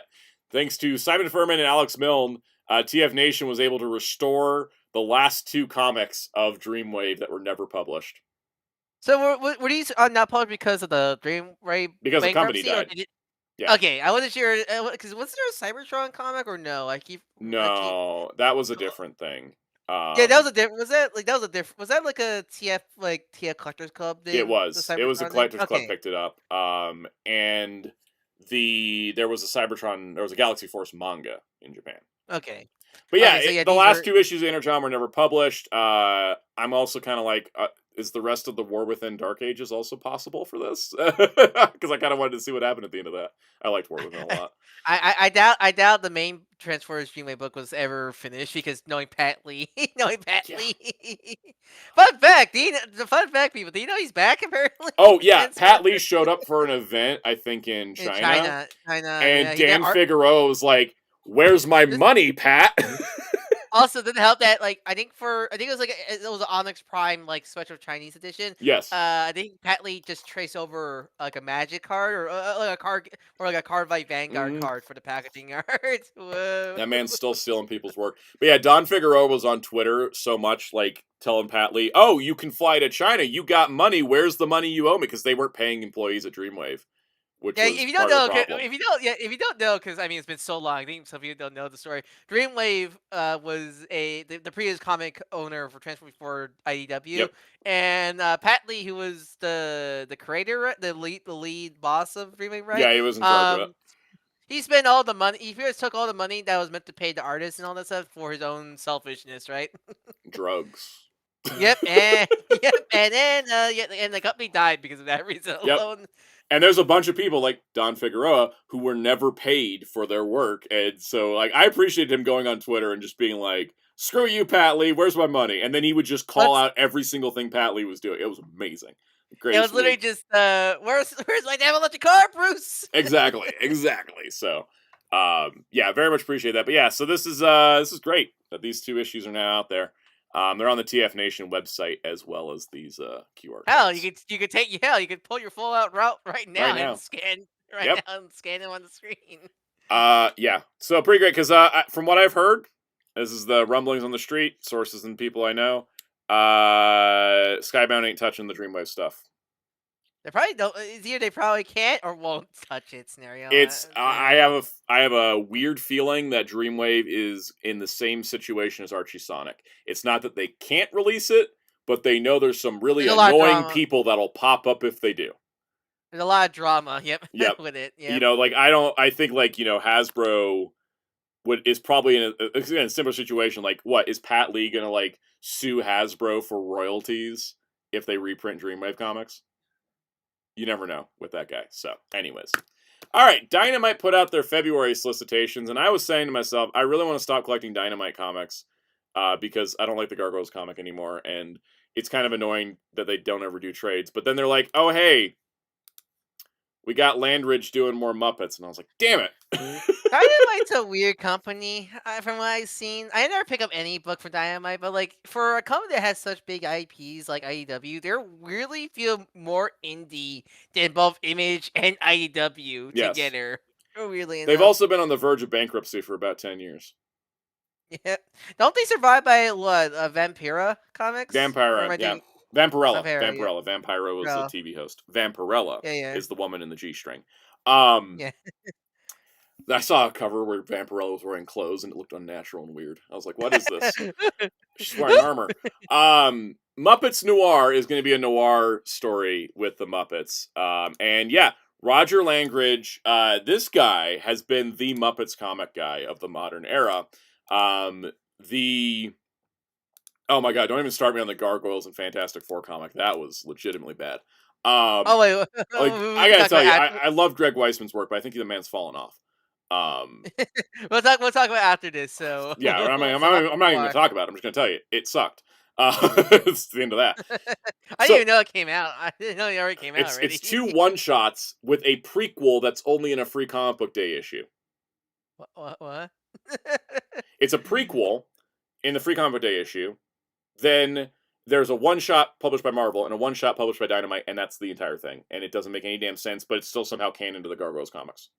Good luck trying to collect that. Good luck trying to collect that in trade. If right? Ever. It's stupid. Anyways, Muppets Noir.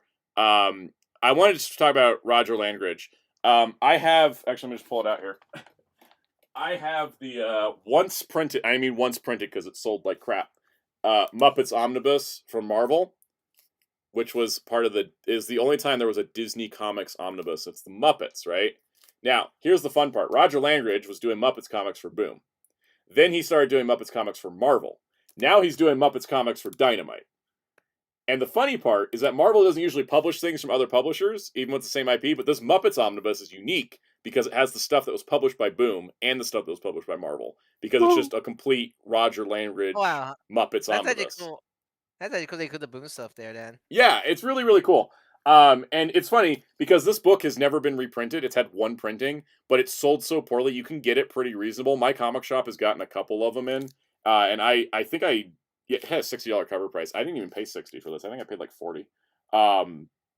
But yeah, they did a Muppet Show comic, and it's all included in here from both publishers. And so now he's back, and it's been a very long time since any of this came out. So it's actually really nice to see Roger Langridge coming back doing the Muppets. So I'm excited. Now I want to reread that omnibus before this comes out.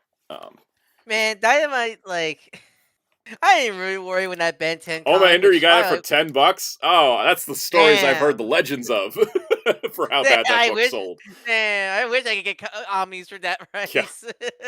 Cheapest Omni I ever bought was Micronauts Volume 2 for $20. Damn. But man, like, I am really concerned because of that Ben 10 comic Dynamite saying they're making, even though, like, my God, it's been almost like 2 years now. They said it was coming in February, and yet here's the February solicits. And we've got Muppets Noir, we got Archie and the Army of Darkness, Ursula, DuckTales Valentine's Special, Supernatural Valentine's Special, Thundercats Valentine's Special. No! You already got 2 messy love triangles. You don't deserve a Valentine's Day special. Gargoyles, Darkwing Duck, Nightmare Before Christmas, The Silver of Christmas Jam. Okay, they're doing too much there. Thundar the Barbarian, Lion King, Dynamite, their horror comic. Maleficent, Harley Quinn, Elvira, Supernatural, Terminator Metal, Stitch, Space Ghost, Vampirella, Vampirella, DuckTales, Thundercats, and then some trades that will probably get delayed last minute. Yeah, I don't see Ben 10 in this. Yeah, I'm just not concerned. It's how like really hectic Dynamite from what you keep telling me about them. It's like I'm really worried. I will that say, if comic, you not- want the Ben 10 comic, buy it in singles because. yeah, Do you see this Elvira in Monsterland trade? That miniseries came out 2 years ago. Oh. And this specific trade has been delayed since I've been tracking it 7 times. I am not convinced it's coming out in February. Yeah. Oh, Dynamite and their man. trades, awful. Legitimately awful at doing trades. They are really consistent with pumping out singles. So if you want a series from Dynamite, I recommend going singles. Man. Yeah, so. Yep. I'm just. It's like everything I hear about Dynamite, at least how they release them, has always been a mess. It so, is a I'm mess. concerned. I am really concerned. All right. On that note, not a mess. Energon Universe. The worlds are colliding. We got the cover. We got the solicitation, which shows the cover art for issue 19 of G.I. Joe. Which, minor spoiler: Duke finds out about Hound. Yeah, Hound's been a character in the G.I. Joe book. I love saying sentences like that. It's so fun. Hound is a main character in the G.I. Joe comic. It's so cool. He's buddies with Clutch. Because Clutch usually drives Jeeps, right? So they made his Jeep Hound. Yeah, I love that. I love it. All right. Oh, yeah, Blader said that their trade paperbacks being so bad that makes Humble Bundle more appealing. That's for sure. Totally agree. All right, so they do mention that in issue 19 of G.I. Joe, Duke is going to meet Optimus Prime. It's happening. It's happening. They're getting ready for this, but it's happening. Because I won't be surprised if they want to do like a big event when all 3 books converge. And like that. But I like that. I do like they are doing a big event for just 2 of the 3. Meaning, I think they're gonna do a big event with all 3 meet, which I think makes the more sense than just two of the sides. I have a weird feeling the big bad's going to be Unicron. Because why else would the Void Rivals characters come to Earth? Yep. But yeah, so this is really exciting. Like right now, of the Energon Universe books, of the 3 of them, G.I. Joe has been the best one. Yeah, I need to catch up. Yeah. I need to catch up mostly on Joe and Void Rivals. I've been mostly consistent on Transformers. I just haven't read the new Robert Kirkman stuff yet, but I need to catch up on my Energon Universe. But I do love all 3 books equally. Ooh, I like Fire. Was it? Fire Fury said real tired of Unicron. Do agree. Spider's Prime said, what is the 13th Primes? I do like that idea. I do like that idea. Also, my chat box froze now. Time to fix it. Did that fix it? That did not fix it. Why is it frozen?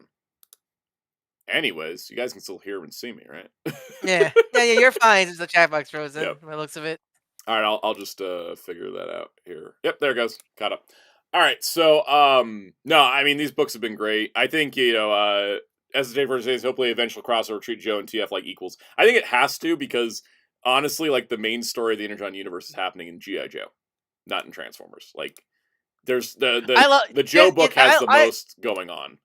I really did love the Darren Warren Johnson's Transformers book, but definitely the main storyline of the Energon Universe is in Void Rivals and Joe. Yeah. Joe. And in particular G.I. Joe, because it's pulling elements from everything. Like everything. Like if you read the miniseries into the G.I. Joe ongoing, you are connected to all 3 books. Whereas I feel like Transformers and Void Rivals don't connect to anything but G.I. Joe, right? Like they don't connect to each other.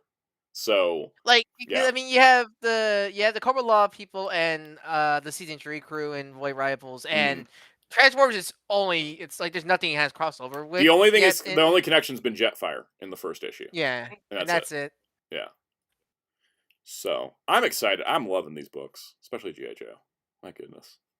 It's so good. I love Larry Hama's G.I. Joe run, and it is the best G.I. Joe run. But it's nice to finally have another G.I. Joe comic I can consider just as good. Because like none of the others even get I think close. Josh, what I like about, I need to catch up, but like what I love about Josh Williams' G.I. Joe stuff is he found a way to really modernize the G.I. Joe and make it like, because so many people like to call G.I. Joe military propaganda, and like when it began definitely, but I feel like Josh and William found a way to keep them still military without feeling like military propaganda. Yes. And such like that. Because I really love that they're, and it happens like issue 6, so it's fine. There is a second G.I. Joe team that Duke doesn't know about. I like he really emphasizes up the conspiracy stuff. That, like, General Flag is like, oh yeah, Duke, you're part of this team, and then there's this other team that does the stuff. Like he's doing the government compartmentalizing thing of like they do the dirty work, they're the ones on the front lines, like that kind of thing. And when Duke finds out about that, that is not going to go well. It's going to be like Captain America in the Winter Soldier movie. Can't wait. All right. Remember this teaser image for DCKO that had like Vampirella and Homelander and Annabelle and stuff? Yeah. That's the thing I want to say. I forgot to mention about Dynamite is I'm still honestly confused that for even though both WB and Disney owns the two big comic companies, I don't understand why they don't just give the comic IPs to those and instead these other I don't know why they've been doing that lately. They used to do everything in house, but now they've just started throwing it around. I just find that way because isn't it cheaper to just use the comic company you already own instead of licensing them out? Now that I think about it, if they made like gargoyles at Marvel, they'd have to pay people to make gargoyles. Whereas if gargoyles is made at Dynamite, Dynamite has to pay them to make gargoyles. It's that fourth dimensional thinking. Yes, right they're only getting money. They don't have like the business expense of making a gargoyles comic. Like a business expense of making a gargoyles comic, is basically non-existent with Dynamite doing it, and then Dynamite just pays them. It's less control over the IP, but they don't have to spend any money to make it. So 100% profit. Yeah.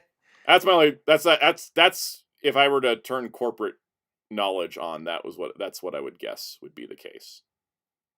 Anywho, DCKO boss battle is going to be a one shot to bring these characters into the DCKO world, and I think that's a brilliant way to do it. I was worried they'd be in the main miniseries, so this I think is a good way to do it. It's a tie-in. The season pass guest characters get their own book. Yeah, that's basically what it is. Yeah. I don't know who that bear is, so in my brain I keep telling myself that's Dark Paddington. No, it's a serial killer. That bear is a serial killer. But is he evil Paddington though? Yeah, is he evil Paddington? Basically is. I mean, from everything I know, that is evil Paddington. Bother. So dark multiverse Paddington. He says, "Oh bother" when he spills the blood on the floor. Absolute Paddington. Absolute Paddington. Oh, that was another thing Scott Snyder said today, because people were like, "Oh, where does DCKO fit in the Absolute timeline?" He's like, "Nah, it doesn't. They just show up in this. It doesn't affect them. It doesn't affect the Absolute books. They're still self-contained." And I was like, "Oh, I'm glad. Someone think it's smart over here." Thank God. Yep. Just stop bugging me. Yeah. I like how Scott Snyder's in charge of the Absolute Universe stuff, so he can just make those tweets because like people are like, "But how does this?" And he's like, "Just ignore it. Just ignore it. It's fine." Look, DC want to have hype, and I'm like, I'm not gonna do all that, but I'm not gonna make that canon. Right. All right. Now I don't understand what's going on here, so let's see if we can figure this out together. It's X-Men time. No. It's not yet. Okay. So we're getting a comic called New History of the DC Universe: The Dakota Incident. Which Dakota, for those who don't know, is where all the Milestone heroes live: Icon, Rocket, Static, Hardware.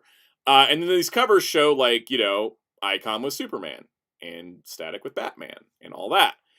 So I was like, okay, what is going on here? So I was like, all right, the link goes to an article that's the full DC February solicitation. So I was like, all right, let's I'm looking at their designs because Icon's the same on two covers, and they're not the same as the Milestone Returns. Yeah, designs. They're the classic designs.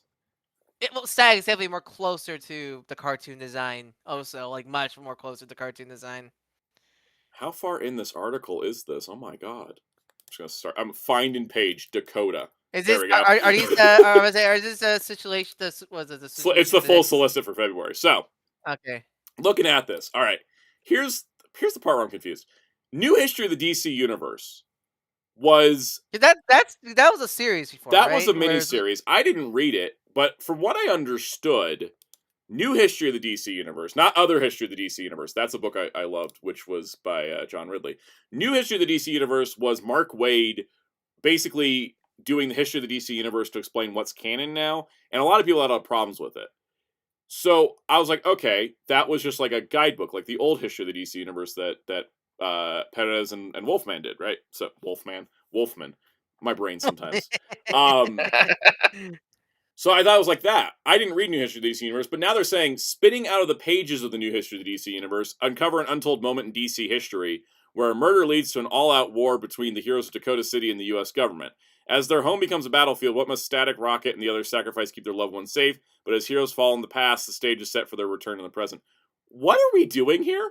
Sounds like some time BS. So are we inserting the milestone characters into the DC Universe's history? But I then, hope not. But then where have they been? And the thing that makes me concerned is this: as they fall in the past, the stage is set for their return in the present. And then they put this cover that looks like the cover to 52 issue 1, where it was Batman, Superman, and Wonder Woman were gone for a year, right? And the books jumped forward a year, and then you had like 3 heroes looking at like the objects that represented Batman, Superman, Wonder Woman. It's a very famous cover for like 52 issue 1. Actually, let's just pull it up here. 52 issue 1. Because like 52 was a whole book about the characters left behind when all the A-listers go missing for a year, right? Yeah, here it is. It's the cover they use in the trades and the omnis and stuff. So you see this here, right? It was after Infinite Crisis. They vanished. They mentioned, they went away for a while. And it was like, yeah, you see like Booster Gold and Ray Montoya and like the Question and them are looking at Wonder Woman's sword and lasso, Superman's cape, Batman's cowl, right? And so we're seeing here like Hardware's helmet, Rocket's belt, Icon's cape, and Static's shirt, right? So like, oh yeah, are they doing a thing where like they're trying to integrate them into the DC universe, so they establish them like in the 90s point of the DC universe because they're not using real years, and then they come back in the present day different, or they return like, and then also like I don't want to talk about optics, but a bunch of black superheroes being deleted from canon and then reinstated later. The white people are staying over. The white people are standing over them. Just it gives me that same vibe that Marvel 1776 comic gives me of like, what are we doing here and who approved this? Toxic collar. I don't understand what this is, and I don't necessarily like it either because I don't really like the milestone characters being in the DC universe.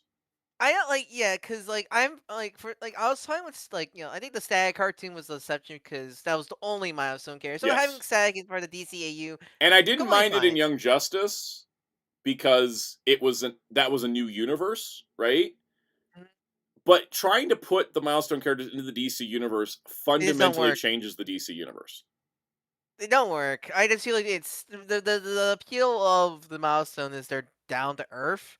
Yeah, and even like Icon, he's supposed to be the Superman allegory. He's still like much down to earth compared to Superman. Darkseid, agree. It's like the Wildstorm stuff when they put them in the main DC universe. I don't like it. It doesn't fit because a lot of Wildstorm stuff was deconstructions of superheroes. Like the Authority is a deconstruction of the Justice League, essentially. The Milestone universe is not a deconstruction per se, but like Icon is what if Superman was a black man. Like that's the ethos that like Dwayne McDuffie and them came up with, because with Superman, he comes to Earth as a baby, lands in Kansas, gets raised by a loving family. Icon comes to Earth and he's a shapeshifter.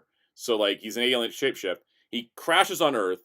He lands in a field that is on a slave plantation, takes the form of a black child, and then is raised into slavery, to which he then excels out of and is able to live past because of his superpowers. He can escape slavery, but he lives forever, and so he becomes incredibly jaded about the world because his first experience on Earth was he was immediately enslaved. And so then it becomes a completely different character, and so he does not have the optimism that Superman has. He And does Rock. not have any of those qualities that Clark has, because Clark was raised in a loving family and he wasn't discriminated against immediately. Icon went through all the horrors, so by the time you get to present day, he's not a superhero. He's not trying to help anybody. He's just a lawyer that's out for himself, that has to kind of keep reinventing his identity when people start to notice he has an age. And it's Rocket and Raquel, like when Raquel breaks into his house with her friends and finds out he has superpowers, she goes back and is like, why are you not a superhero? You have all these powers. You look like us. You could be fighting for the people. You could be an icon for the people. And it's her that makes him a superhero. And he eventually learns to accept that role. But the thing is, you can't do that in a world that has Superman. Because then nobody's surprised by Icon being able to fly and shoot lasers. And that's the problem I have with the idea, right? Also, Eloquence mentioned the Watchmen stuff. They still kept Watchmen in a separate universe. This is like putting them into the main DC universe, and I don't like it. It's like how like they keep MCU keeps trying to drag the X-Men into the main MCU, even though it just cannot work. It's the same thing. It's like, it's nice to have things in the same world, but I think the way that Milestone did it before, where they had the Worlds Collide crossover, where the Milestone characters went over to the DC universe and like hung out with the Superman characters, and they got to like discuss their differences and their experiences and then fight villains together and then eventually go back, is great, because I think Milestone works because these are the heroes of that world and there are no other heroes. And every time they try to integrate them into the DC universe, it doesn't work. I think also it rubs me the wrong because the fact that like I don't know if Milestone Returns ending was like it was meant to be, or it was just canceled. It felt super rushed, that's for sure. Yeah, so like it kind of rubs me the wrong way that we have a perfectly good new Milestone universe. I shall be back. Sounds good. We have a practically perfect modern take on Milestone, and they decide to can it, and now they're doing this, and like it rubs me the wrong way. Personally. Yeah, I don't like it. I don't like it at all. It kind of reminds me of like when Milestone folded originally, and then they just started throwing static into the DC universe because of the cartoon. Yeah, it didn't work. Mr. Yogi says, new issue of DC universe also somewhat shaky. See everything to do with Supergirl, so I wouldn't bet on Mark Waid successfully merging the Milestone cast into the timeline. Yeah, and it's not Mark Waid writing this. Luckily, it is Joseph P. Illidge, Stephanie Williams, Morgan Hampton, Nicholas Draper Ivy, who all have experience writing the Milestone characters. Because that's a lot of people that worked on Milestone Returns. But I just think the idea just doesn't gel with me, and I guess we'll see how they do it. But I know now I'm remembering that the Dakota incident was something referenced in New History of the DC Universe. I remember my Milestone people talking about it. So F4J, didn't the button try to implement Watchmen into the main universe? Yes, it tried. Yeah, it tried. It didn't work. And Doomsday Clock and all that. It just. God, don't remind me of Doomsday Clock. I remember not liking Doomsday Clock at all. This is the thing, is like DC's been on a hot streak lately, but doing stuff like this is what'll torpedo them again. It's just like Rebirth. Rebirth was going great until they started doing the Doomsday Clock stuff. I think that's what's sad. It probably actually won't hurt them, but it'll hurt the Milestone stuff. Yeah, it's gonna end up like the Wildstorm characters, where like a couple of them get to do things and the rest will be forgotten. I mean, remember how they tried so hard to push the Doherty before they just go like, yeah, maybe not. Yep. Remember how I don't know, they've been trying to make Grifter a thing for so long, and he's just not. It doesn't work. Like Grifter, they tried to make him like a Batman side character, and what I read of him during that stuff was fine, but like he just kind of felt like a discount Red Hood. Exactly. He just felt like a discount Red Hood. He kind of felt like it just didn't stand out. The only one that I thought successfully made the jump was Zealot. Because of Kelly Thompson's Birds of Prey. Like, she managed to make Zealot cool, and it made it where it was like, oh, we need somebody. I didn't even know she was a Wildstorm character. Exactly, that's what I mean. She fit so perfectly. You didn't even know she was a Wildstorm character, right? Mm-hmm. But I just worry about like when you take a company's characters and merge them. I don't know. Here's the funny thing. I just had a thought. Was this what people in the 80s felt like when they were bringing over the Quality Comics and the Charlton characters into the DC universe? Did they have the same thoughts, like, how's Blue Beetle going to work in the DC universe? I think there, at least, the universal reboot happened, at the very least, when that happened. So it was not I that think was DC has seamless. I feel like DC's been wanting to reboot for the last several years, but they feel so traumatized from the New 52 that they don't want to do it. And I think they should. Because if they did a reboot, like they did in Crisis, right? After Crisis, it's like, yep, Shazam's just been here. Blue Beetle's been here. Captain Atom's been here. Like, they didn't worry about it. I feel like if they did a reboot and then now suddenly the Milestone characters existed in it. Because it really feels like, well, Dark Crisis. They did that with Constantine and Swamp Thing and the Wildstorm stuff after New 52. They were just suddenly a part of the universe now. Yeah. Like was it Dark Crisis, which was meant to reboot, but it didn't. Yeah. I feel like Absolute Power is meant to be a reboot and didn't. Dark Knight's Metal was technically a reboot where everything's an omniverse where everything happened, but that also means nothing happened. Yeah, that's it. Wasn't it Dark Knight Metal? Oh yeah, wasn't that meant to be the end? But they decided no last minute or something like that. They did. Right? Also, I will say, actually, now that I'm thinking about it, this may be a reboot happening with DCKO because the whole point of DCKO is whoever wins gets to remake the world in their image. And like DC heroes are trying to win so that they can fix everything. But because I think why they're doing this now versus all the other things, because now the Superman Gunverse or like the Gun stuff is successful, they feel like they need to do at least a soft reboot so people who watch the Superman movie can easily jump in now or something like that. But even then, I guess it is. We'll just have to wait and see. I guess we'll see come February how this works. In I'm not gonna buy this book though weekly. I'm not gonna buy it monthly because I don't like the idea enough. I'm gonna just wait to see how it goes. I'm just gonna wait to see how it plays out. Unless the Milestone fan go like, this is really good. Yeah, same. Yeah, I need the Milestone fans to like hit me up because like I bought every Milestone Returns book twice. I bought them in singles and I bought them in the hardcovers. Let's see, Vanquish. The worst part of the New 52 were the costumes, and the really damage that they did both live and anime adaptations. Yeah, honestly true. Oh yeah, and also Jeff Johns being the center of DC's creative force for a while. That was. All right, let's move on. Oh yeah, right. Jason Sandman, Dark Knight's Metal. Yeah, they tried to put Sandman. They tried to put Sandman in, and then they immediately were like, "Nope," because of Neil Gaiman. I have less to complain about with X-Men this week. What a twist of fate, right? Like I'm over here. We just spent a long time like talking about the implications of this Dakota incident miniseries, and I'm also over here like, sign me up for X-Men United, please. I'm not reading it monthly though. I'm not buying X books monthly anymore. I'm going back to reading them on Marvel Unlimited. Which is surprising knowing how all what you had to say about the current era of X-Men. Current era of X-Men sucked, but I gotta tell you, one of the things I really liked was Exceptional X-Men in the way that Eve Ewing managed to be the only writer who could write a post-Krakoa story that didn't feel hung up on Krakoa while also charting a new path forward. It was the only book that actually felt like it could look at the past and move forward, because every other book was either ignoring Krakoa happened or hung up on Krakoa too much. Exceptional was the only one in the middle that made it work. So if Eve Ewing's going to bring that to X-Men United, sign me up. Sign me up, and let's see where this goes. I'm actually excited for this. The whole premise here is that, according to... God, I was going to say something really mean, and I just backed off of it. According to the current editor of X-Men, who I don't have high regard for, Tom Brevoort, X-Men United forms the center point of the mutant world. Stepped in the transition to series like Astonishing X-Men and Wolverine the X-Men, Gray Matter Lane is a place where all the major players in the X-World will come together to fight, hook up, and hash out their differences. There'll be action drama, faces old and new, and dangers galore. Which young mutant is critically injured on the first day, and which X-Men is responsible? And what secret is undercover in Sinister's lab? Which is good, because Exceptional X-Men ended without solving all the Sinister stuff.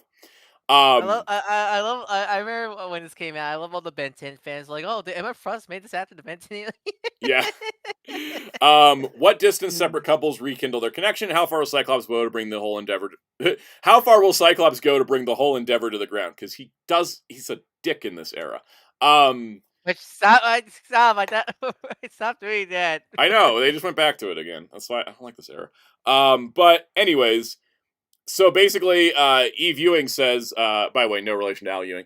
Working on the X team for the past couple years has been some of the most fun I've had writing comics ever. The idea for Grey Matter Lane was a collective one from lots of different writers in a brainstorming room. And it's so cool because the psychic space allows for things to be weirder and more surreal while still being on a classic Xavier School energy we've all loved for decades. So basically they're taking the school idea, but it's in a psychic space, which I think is different and interesting. And it does seem like Emma's going to be a lead, which makes sense because she was the lead of Exceptional with Kitty. So Emma, put some clothes on, lady.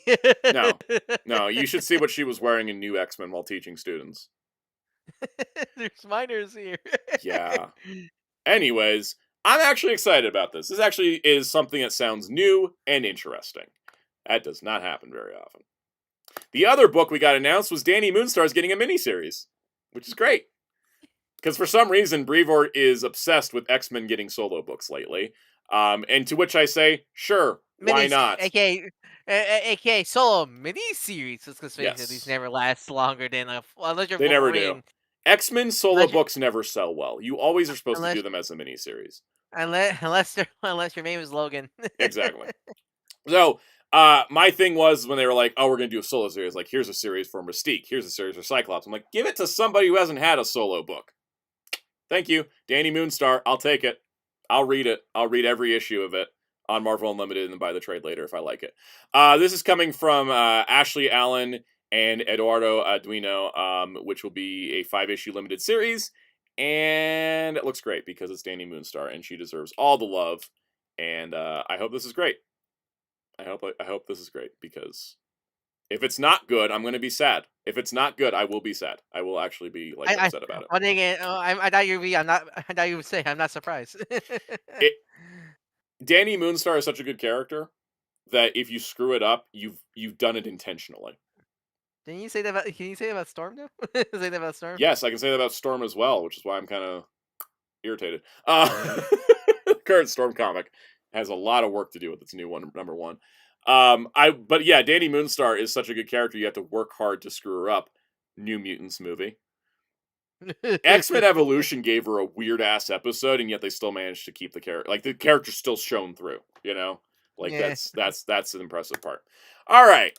And then Marvel, for all the stress and headaches they've been giving me, canceling my favorite books, ruining X-Men, killing the Ultimate Universe, they said, sorry about all that. Fantastic Four versus the Planet of the Apes. Monkeys! Thank you. I'll take it. This doesn't make up for your past transgressions, Marvel, but it's going to keep me quiet for a while, because I'll have a 5-issue miniseries to read. Whenever Marvel's like, we need to buy our books again. Send in the monkeys. It's a good strategy. Now, while Marvel's listening, because I know they are at this point, thank you very much for this. Now, after this, please make another miniseries for Planet of the Apes, because I see Alien and Predator get like 2 or 3 books a month, and I see Planet of the Apes. Planet of the Apes has had a whole 8 issues since Marvel started publishing Planet of the Apes again 2 years ago. Right, speed run. Planet of the Apes crossovers. Go. Marvel. Of ones they could do. This is the one that makes the most sense because the Fantastic Four have been known to fight super apes before, and they're also a sci-fi title, so this it's a really good combo. Also, Josh Trujillo's writing it, and I love Josh Trujillo's Blue Beetle. We got the Blue Beetle people working on this. And Andrea DeVito's art, excellent. So, very, very, very excited about this. I'm great. I'm really happy with this. I don't have thoughts on the 20th Century Studios lineup because I don't read the Alien and I don't read the Predator comics because I don't know Alien and Predator. I've read all their Planet of the Apes comics. And I thought, the Beware was the Fall of Man miniseries is great, and the Beware the Planet of the Apes, I like that as well. Now in terms of other characters that should cross over Planet of the Apes, Wolverine. Yes. Because Wolverine is going to have at least slept with one ape before he leaves. He will also have disrupted the society, and guaranteed he's going to gut Dr. Zaius for all he's worth. And I think we all could appreciate that. Wolverine, the planet, what would that be called? Logan, the Planet of the Apes. Logan, the Planet of the Apes. That's the crossover I want. I do like the title being Planet of the Apes versus Fantastic Four, but I really this is a nitpick. Capcom presents, yeah. Every Planet of the Apes title should be something of the Planet of the Apes. Yeah, I know, right? I need an adjective. Yeah. Like, it needs to be Fantastic Four on the Planet of the Apes. That should be the title. No, perfect one. Fantastic Four, Rise of the Planet of the Apes. well, you can't do that because then it says it takes that would connect it to Rise of the Planet of the Apes, the movie, which is the modern series, which this is the classic. I know, so, but I was thinking of the Rise of the Silver Surfer title. That would be funny. Spiderus Prime says Kraven and the Hunter on the Planet of the Apes. Yes.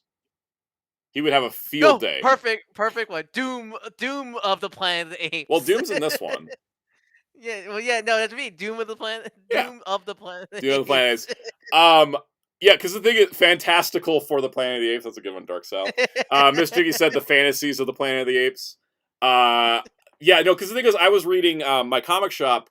Someone traded in a collection of all 12 issues of Planet of the Apes Cataclysm by Boom, which, by the way, was fantastic. I was so happy I got that.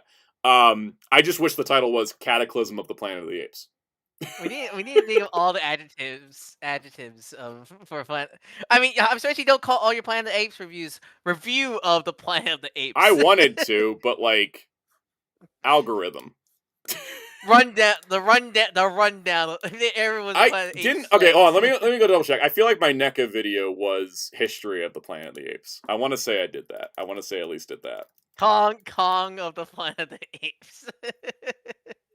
Yeah, see, Rocky, I love it.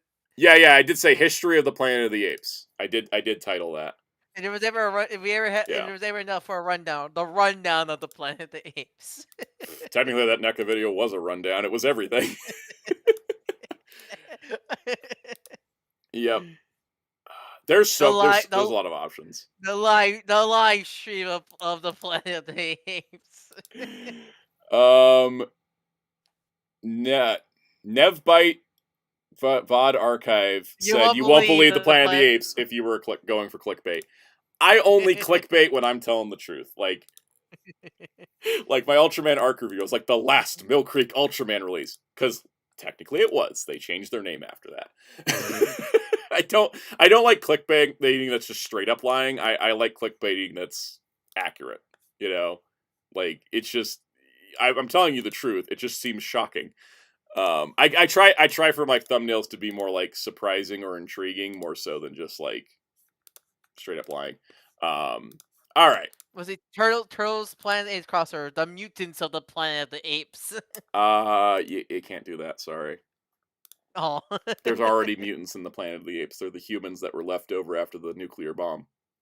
Well, what would be the One Piece? What would be the one like the 7 Seas of the Planet of the Apes? No. It's Monkey D Planet of the Apes. Monkey D Planet of the Apes. Predator of the Planet of the Apes. They should do a Predator on the Planet of the Apes. That would be so cool. They'll fit well with the lore. Well. Like, you don't even need to do some weird like dimension crossover. You can literally just have a Predator land on the Planet of the Apes. Yeah. Go on. Blader says, please tell me there's a comic adaptation called Comic of the Planets. No, it's called Planet of the Apes Adventures. Oh, it should be called the Comic of the Planet. It's really great because, like, who did the artwork on it? I forgot who did the artwork on it, but they were doing Marvel House style. So, like, Charlton Heston just looks like jacked as hell. Anyways, in other news, Luffy's One Piece Cross NBA Uniform Icon Edition and SH Figuarts NBA One Piece is happening. This was announced by NBA. It's coming out in Japan. Yeah, because this was a Damien. Like, wasn't there like a whole animated short, right? Yes, they did an animated short. They did a Lakers game, and they did a One Piece night at a Lakers game, and then they had an animated short for it, and then now we're getting merch for it. And I can't wait to repaint that Romance Sun Luffy. Yeah, that's what it looks like from this. I can see those are the Romance Dawn shorts. Well, it's actually the Marineford short. Yes, it is the Marineford shorts. That's good. They should always be using they should be using the Marineford. So it's like the Marineford. They're probably just gonna have like a jersey they can print in multiple colors. That mold is gonna be used like it's gonna be like Goku, the 2.0 Goku again, but now with different jerseys of Luffy's. Yep. Yeah, it's neat. Am I gonna end up with one? Probably. What team will I get? No idea. I don't follow basketball. Which colors? It's like Luffy's fighting palettes. Which palette do you Exactly. like the most?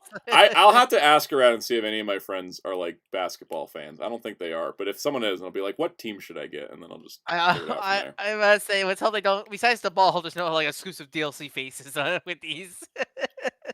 I mean, he might. We'll see. We'll see. Jada Toys E Honda is up for pre-order now. Well, Casa's not here, but he looks great. I'm really curious how they're gonna. I really can see how they could do because we rarely get any like superposable Fat Man figures. So like this is very true.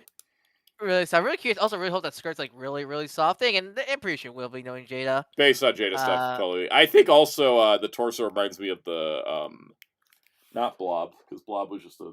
No, it does remind me of Blob. That's what I'm thinking of. Blob. The Marvel Legends Blob was like that, just like a huge ass ball joint. I also really like how they did Ihana's like big like palm attack effect. That's actually really clever. Where it's like a sleeve you put over the hand, the arm, and then plug the hand back in. It's actually a really clever effect. Also, I love they recreate the pose of his ones. I keep forgetting what Ihana's signature move. It's him just lunging forward. Yes, I love that. If there's more comment, because you could say where that voice clip is in Mortal Kombat. Yeah. It's funny, Hellfire said just get the one for your city or state. My state doesn't have any professional sports teams. It's all homegrown. It's all homegrown, and it's all we have a minor league baseball team, and they lose most games they play. E Honda looks great. We're inching closer to the end of this line. Let's see, we're missing Zen. I think we're just missing Zangief and Akuma. No, Akuma's on pre-order alongside Balrog. Oh yeah, I forgot about. Forgot what I've ordered. Let me look up the. Is it just Zangief? I think it's. Let me double check. Ultra Street Fighter 2, because this is what it's based off of. Oh, T-Hawk roster. T-Hawk, yeah. They're the only last two that are needed. Zangief and T-Hawk are left. Okay. Yeah, so we're almost done. That's exciting. That's gonna be fun to put that set together. All right, in the world of affordable Hellboy, we have Hellboy Immortal Champions from Boss Fight Studios, which is basically a Hellboy in an articulated Masters of the Universe body type. That's a deal on your Hellboy alongside your 5.5 action figures. Here you go. We went from no affordable Hellboy merch to more to two affordable Hellboy merch. And this one's even more affordable because it's only $30, which for boss fights kind of crazy. It's only 30, right? Yeah, it's $30. Yeah. Like if you want a nice affordable Hellboy, there you go. Yeah, actually goes with the sword because I don't think the main figure has the sword, right? Not yet, but they're probably going to do it as an accessory pack like they do the trench coat. I'm going to personally skip it just because it's a very niche thing. It's a niche thing, and also I'm enough of a Mignola head that I don't like his body proportions not looking. But it's always good to see Hellboy rip like this. Like his body needs to be like his legs looking that big, you know? Hellboy's body type is dad bod square. Yeah, exactly, and so I'm like looking forward to the other boss fight one a whole lot, right? The where's he at? Where's he at? This one, the box full of you one. I'm looking forward to this one. That's the Hellboy. I can't wait. Yeah, very excited about that. All right. Takara teased 2 Transformers Hasbro hasn't shown yet, which is Orion Pax from Transformers 1 and Devastation Bumblebee, a.k.a. our A-level figures for 2026. Okay, Shelf Warmers, ahoy! A.k.a. I ain't pre-ordering them, because they'll be around. Yeah, because basically just beginning an Optimus and a Bumblebee every year, right? I hope, which, I'm not, sure about, I was thinking of getting all the TF1 Sufi figure, but then I keep seeing reviews how meh they are. And I'm like, I got Starscream because he was in a store and I was out buying Wicked merch with my mom, and I was like, "There's Starscream. I'm gonna get Starscream, even if he's Collagen Genie, the Big Lip Meanie. He's okay. He's perfectly okay." It's one of the things where it's not from what I hear, our Alita 1's pretty bleh. My Alita 1 doesn't stay together. Her chest keeps exploding. Yeah, where I'm like, I think I probably just will get the blockies. Yeah, figures, honestly, I really want. I feel like I'm too deep now because I've got the main 4 and Sentinel and now Starscream that I'll probably get Arachnid. I only have. Yeah. I only have Prime and I have Megatron, my Pyaloon. That's it, and they were just I pretty much got them for the Prime and Megatron collection. But that's it. Yeah. I don't think I think I'm getting the rest. I'll just get them in blockies forms, honestly. I have Alpha Tryout on. I have Alpha Tryout on order on Big Bad Toy Stores. Oops, we put it at the old price, so I'll probably get him. And then I got Arachnid on. Oops, we put it at the old price on Amazon. So Hellfire. It's weird how mainline generations lack. Yeah, it's kind of weird. I guess because series is very because there's one it's, figure in every mainline generations wave that'll shelf warm, so you don't need to have a separate line for that. and also I think because series like the Marvel MCU figures are more for like casual, like the series are more casual because they're for the movie that more people will see than the specific toy or cartoon they will see. I gotta tell you though, doing Bumblebee 2 years in a row off basically the same mold is a choice. No, I'm pretty sure that's the same A6 mold. Yeah, they just probably retooled it so he actually looks like the classics car mode, right? Yeah, I think we needed to do a different Bumblebee, but who knows? I just see that 86 movie Bumblebee every single time I go out. Every single time I go, I don't even go out that often, but still, it's every. I think I'm more surprised they haven't repainted the Cliff Jumper yet. I'm shocked too, but then again, Hasbro's never made a Sunstorm since Titanium. Yep. How's your NECA 2012 figures, by the way? Haven't opened them yet. I was gonna get the hair dryer out. Yeah, I bought them on a whim. I stacked them up nicely, and they're stacked up with my Beetlejuice, my Metal Luna Mutant, and my Dracula Shredder. And it's like I don't have a shelf for them, and because they're NECA figures, I kind of don't want to open them until I do, because I don't. Also, I will say, be careful of Donnie's holster because I lost mine. It went to the ether. Donnie's bow holder. Thankfully, I am able to have him store his bow because the belt's flexible enough that I can just put it in between the shell and the flex. Also, be careful from Mikey's nunchucks. The way Mikey's nunchucks work, you can take off the bottom to fit in your hand or put the blade, one of the blade. Oh yeah, those are on my copy. It's very loose, so like be careful because you might if you drop it somewhere, you're never seeing it again. So be careful with Mikey's nunchucks. Yeah, I remember. I watched the Pixel Dan review of those, and I saw like a couple of those things. And at one point, I was like, maybe I just won't get them. But then I saw like all 4 turtles and Shredder at Target, and I was like, I think they're here. They're good. I think they're good figures, but they suffered from being NECA figures. NECA figures, like and such like that. I still question why NECA paints their joints. It's like, why do you do that? It's legitimately like the biggest waste of money I've ever seen. Hellfire says who's worse, 86B or RC? 86B at this point. Somebody at least bought RC. 86B's gathering dust. Oh, what's worse than that though, because it taunts me because I want Soundwave and I can't. Happened? Is the glowing Megatron from Earthspark. That's all I see from Earthspark is that glowing Megatron. We're talking about 86 Bumblebee shell forming. Forming's real bad. Yeah. And they're making one that's essentially the same figure again for the Devastation one. So let's talk Ninja Turtles, because we were just talking Ninja Turtles. Yep. Alright, so here's the thing going on with Ninja Turtles. Yeah, because it's weird. It's weird. Weekend. So we heard last week Tales of the TMNT is canceled, the animated show spinoff of Mutant Mayhem, which wasn't too surprising, and also that happened months ago. So they just told us later. This was the news that came out that upset people, and I wanted to kind of explain what's going on. So first of all, Paramount has hired Neil H. Moritz, Paramount is in talks to have Neil H. Moritz produce a live-action Ninja Turtles movie for Paramount. He is the producer behind the Sonic the Hedgehog franchise, and so they want to take that same approach and apply it to Ninja Turtles. So a lot of things Paramount is doing lately with their new ownership is movie-focused, like completely movie-focused. That's where they're going with pretty much everything. That's why a lot of TV shows got canceled, because they just don't seem to be interested in TV shows. They seem to be only focused on movies. So, as pointed out in this article,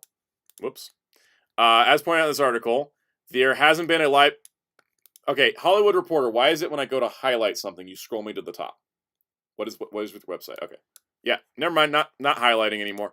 All right, so there hasn't been a live action or live action CG hybrid Turtles movie since the mid-2000s when Out of the Shadows bombed at the box office. That was in 2016, I think. Yes. Yeah. Yes. Ironically, that was the last time a Star Trek movie came out in theaters because Paramount has sucked for a long time. So I remember Out of the Shadows because I went to see it opening weekend, and me and my parents were the only people in the theater, and I was like, "Well, So there's not gonna be a third one of those." it shows how bad it did. It's funny because I think that Out of the Shadows was a better movie than the 2014 it's a movie. better movie, But because 2014 left such a stink, nobody showed up for a sequel. Yeah, it shows how, even though they listened to most of the criticisms, Yep. most of the criticisms, that first movie stunk so bad that nobody wanted to watch the second one. It's just like Age of Extinction. People are like, oh, it made so much money. I'm like, yeah, but look how much money the next movie made. Just because it made money didn't mean people liked it. It meant that they wanted to see it, but then they did not want to see anything else after that, and that's why Transformers has been struggling since. And that's why TF1 sadly failed. Yep. Also because Hasbro oversaturated the brand with too many movies.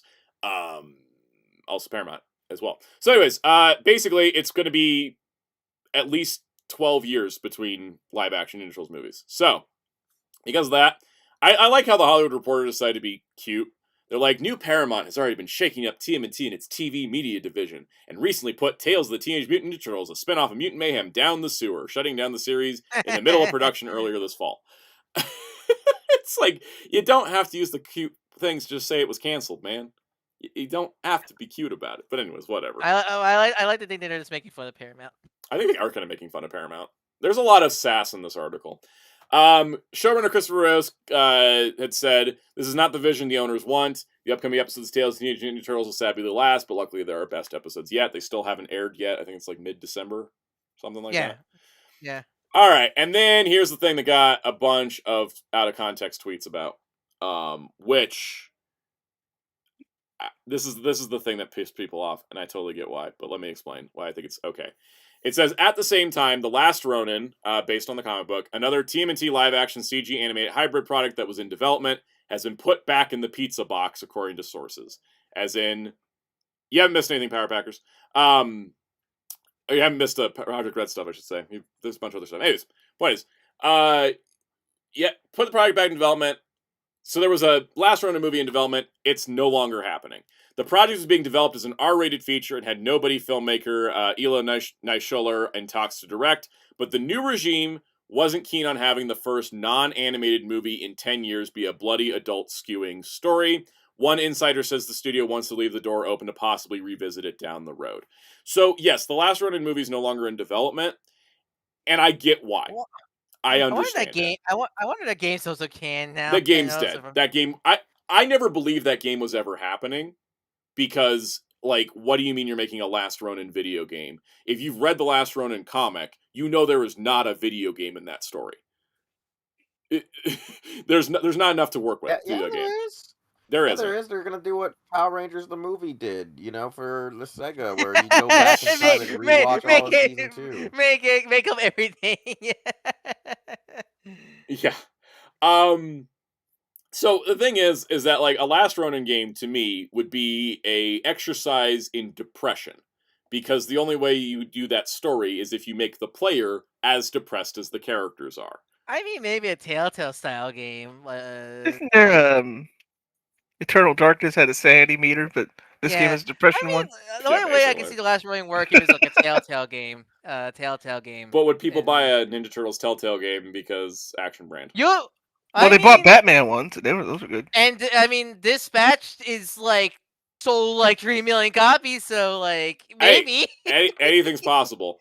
So, anyways, that reasoning of they didn't want the first non-animated movie in over 10 years to be the adult R-rated one, I get that, because R-rated movies don't perform as well as PG-13 movies and more Turtles movies don't perform well anyways. Exactly. Outside of the first live action one. That's the thing. Turtles movies don't perform that well. R-rated movies don't perform that well.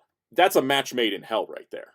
Because Mutant Mayhem was a success, but not like a massive success. No, right? it made money, but it didn't make cash. You know what I mean? Like, I was thinking when this article came out, they were talking about Sonicifying the Turtles. I was confused, what do you mean Sonicify? Like, your Turtles are already like a family brand. Then I was thinking about oh wait, the Paramount Sonic movies probably gave Paramount more money than the Turtles brand in years, probably.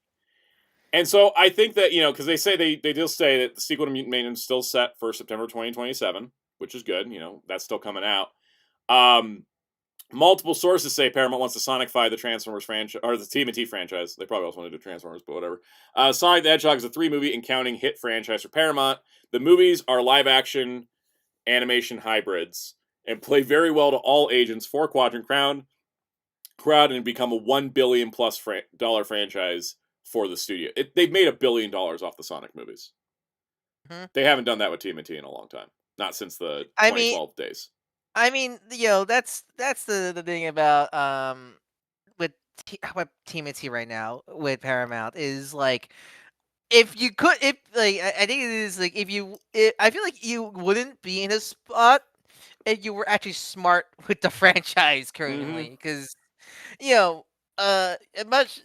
with Rise, that if they waited like a year to release that, Hey, waited then 7 months between shows. That was insane. yeah, if they waited a year for to release Rise, now I feel like none of this wackiness with TMNT, the TMNT brand, would have been happening right now. Because I feel like ever since Rise, they've been really tiptoeing with the Turtles brand. It feels like, because I feel it's the classic case. Oh, this experimental thing failed because of our own incompetency. Even though it was our fault, it failed because of our own incompetency. Back to the well of what made Turtles work. Back to the '87 scenario. Because I like Mutant Mayhem, I do, but really it does scream. Let's kind of hard reset. Reset and rekindle some of that '87 energy with like the mutants everywhere like style, and very much focus on the Playmates, specifically the original Playmates toys style and such like that. And as we've talked about on these streams, while we enjoyed Tales of the TMNT, it was holding the franchise back, because by making the movies the main thing and making a TV show tie into the movie, the TV show could never go beyond what the movies do, and then also you're stuck waiting. When the movie gets delayed, the show gets delayed, and then everything's on delay. And then they're just like, let's just pump out endless crossovers to fill the void. So I think when they're talking about Sonicifying, people have mentioned they didn't do a Mutant Mayhem with how they did a movie and then they did a Paramount Plus show.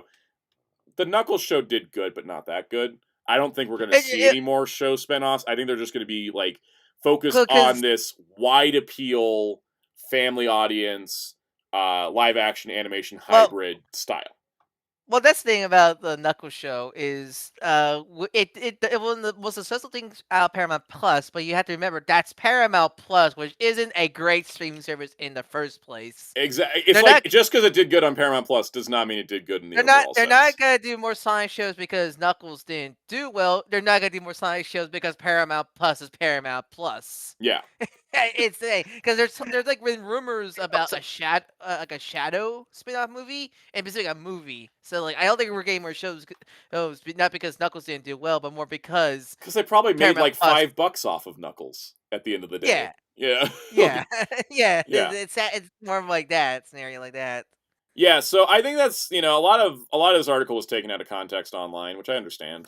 It's the internet, but I think I don't want to give Paramount any credit ahead of time, but I think if their plan is to have a cohesive brand identity for Turtles and to focus on an all ages approach instead of kind of just doing whatever, I think that's probably better for the brand than anything. I think right now with Turtles, they need to find a perfect media. They need to find because I think what Mutant Mayhem is, I think Mutant Mayhem is good, but I think to be honest, I think Mutant Mayhem is the least Turtles thing in a while. Like it's like it kind of feels less like a Turtles story and more just like a coming of age story about mutants. And I think that's where we are with the Turtle brand right now, where it does. I'm not sure if Deadly Crisis is the right word, but like it feels like right now, like Paramount does not know what to do with the Turtles, because the Turtles. I think that's kind of the problem with it, and I think they just need to find that happy spot eventually. And they need to. And I think doing this, where they're like, we're going to hire this producer that's already been successful for us to do this, I think is a smart move, because you need somebody in charge, right? You need somebody in charge of the brand. Yeah, because Turtles is still low. Like you ask anybody, hey, do you know about the Ninja Turtles? They're 9% say yes. Turtles is still in the pop culture zeitgeist to this day, but I think we haven't got the highs of 2012 in a long time. So, on that note, speaking of Paramount fumbles, here's the final 2 episodes of Transformers Earthspark coming out in like a week. Man, because on December 5th, and we only heard about this now, officially, Hometown Heroes and Legacy of Hope, 2 TV specials for the finale of Transformers Earthspark, and Liege Maximo is going to be involved. We had Hot Rod and Mirage coming in, also an Octopunch of all characters. I'm glad. I'll say I'm glad they were able to do this because I'm glad they weren't just down. I'm at least glad Hasbro at least because they're doing what they did with Cybers to give a finale special. Otherwise, I'm glad they're doing these instead of letting the show to rot. Rot because it's good to have an actual ending than just like the show's over scenario like that. Also, nice to see Nightshade made the poster. Yeah. No, I just hope it's better. I haven't watched season 3 because my heart can't take it. I know, man, because I was showing my partner. When this news came out, I decided to show my partner because I haven't shown him season 2 at all because I was so sad watching it, and so I thought, okay, let me show him the first episode of season 2. And man, I was depressed watching it. It was that opening montage killed all my love of the series. I know, right? It was just watching the first episode of season 2. It's like, man, my boy, what they did, how they messed with my boy scenario. And such, and every just season 2 is not that much because it's the one of those cases where season 2 was meant to be like one complete season, but they split into 2 parts. So like, oh no, maybe these specials who approve from season 2/3, we just had to wait and see. I've heard Cyberworld's actually surprisingly good. It's fun. I have my some annoyance of it, but maybe it's not for me. I think the episodes are too short, and I just don't care to watch it. But yeah, that's my problem. That it's too short. I think like TJ Omega did a great video. It's like I was wrong about Cyberworld. He kind of like went into like the series actually started putting in mysteries and stories, and I'm like, oh, that's actually surprising for the 5-minute toy commercial show. I really, like, maybe when they do like a big compilation of a bunch of episodes again, then I'll finally catch up. Scenario like that. Yeah. But Transformers is also in an identity crisis. We talked about it extensively on these streams, and we still got to talk about Toei, so I think we're ready to move on. Yep. I'm just glad they got their finale, but next time we do a Transformers cartoon, can it end on a finale without going quick, you get like $10 to go do a couple specials? Because like the last couple shows have been like that. Well, more of, can you please have a Transformers show that without Hasbro interference?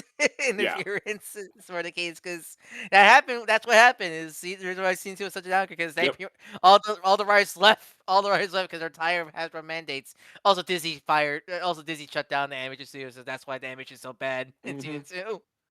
Now, Spin Dash, you haven't missed Product Red yet because we're about to talk Tokusatsu with Garo. Yeah, I just swerved everybody. We're talking about Garo first.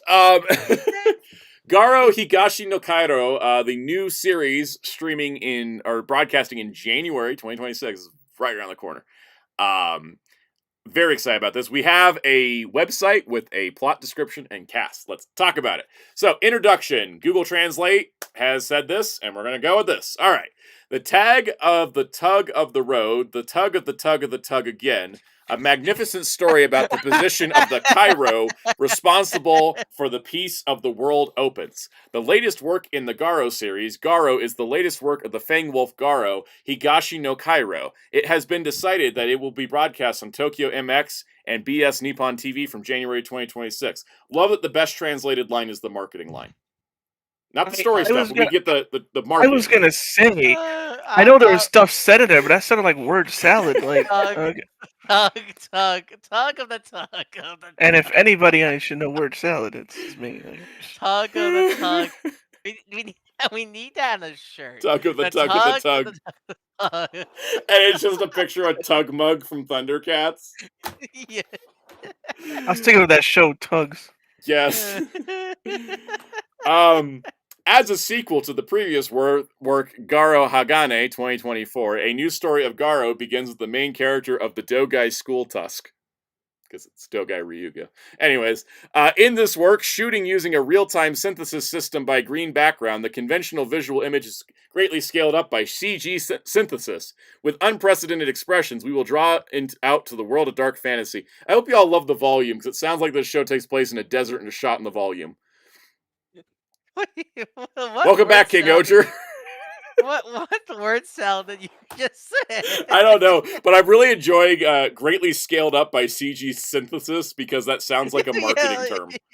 Let's say CG what? Doing actual translation work and looking into things because, surprisingly, the Twitter translation was more accurate. This series is about exploring a new world as, like, basically they're going to be in the desert and they're going to be trying to explore and find out mysteries and stuff. Oh And no, I just got done. Oh no, not my. We're doing the worst Arcan Tamers? yes. Hey, look, maybe it'll be like Dune. It's not going to be like Dune, but, there's chances here. The important part here... Oh, God, I'm not reading the story part. I will have a stroke. The important part here is the returning cast. We have Dogai Ryuga, once again, returning as the lead Gallo, according to this translation. Gallo! Gallo! Yep. Jerry Gallo! Gallo. But, she being in the show made the thumbnail. It's Rianne. Rianne's back. Rianne was so missing from Garo Hagane. That show would have been 10 times better if she was in it.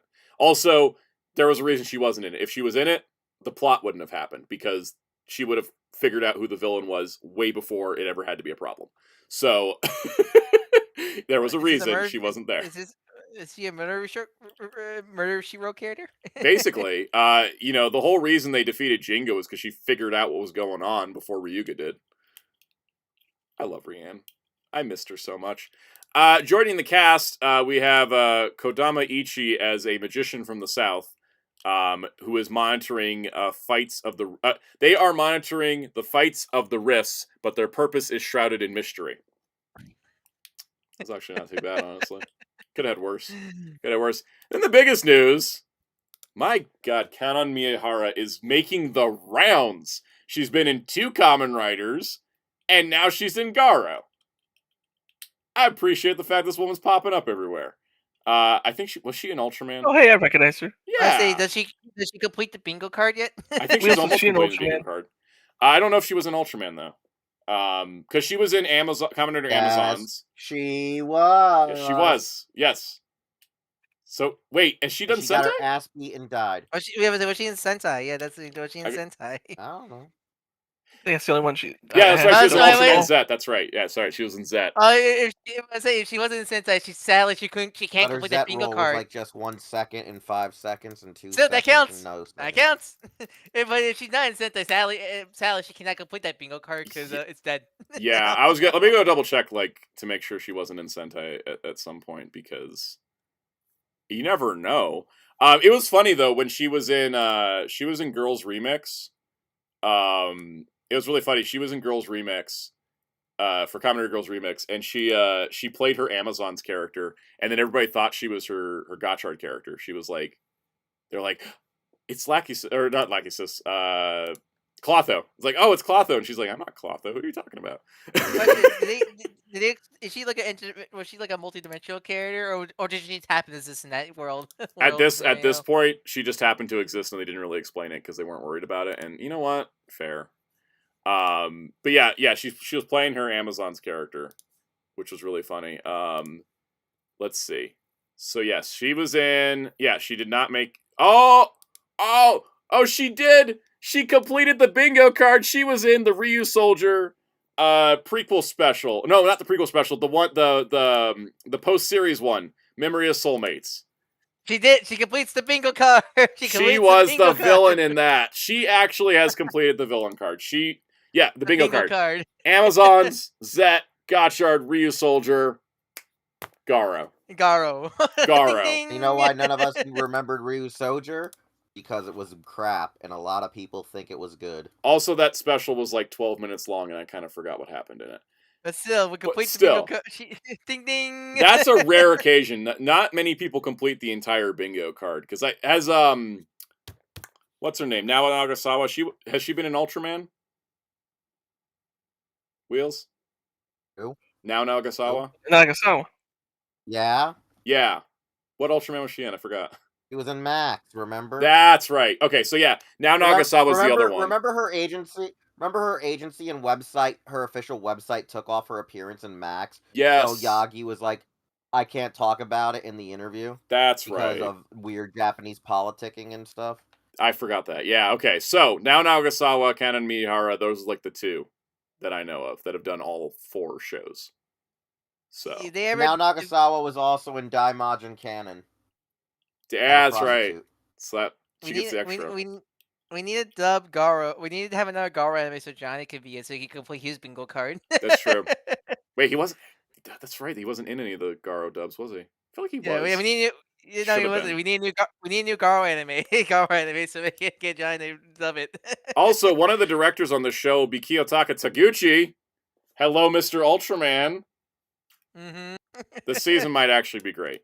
We shall see. I better see some crazy practical effects for no reasons now. Crazy practical effects and shot on a green screen. Yep. Good stuff. All right. Let's talk about Super Sentai. Wait, no, we're not. Yep. We're talking about Gojuju being at Toei. All right. So I keep thinking Sentai's dead then. I had mentioned a couple weeks ago with Mai Imamori being fired, which was really sad. But one of the saddest parts to me, outside of what was happening to her, was that the Gojuju cast were not going to be at Shoeiyu side, the big Kamen Rider Sentai concert that happens every year. And especially because it was going to be Sentai's last Shoeiyu side.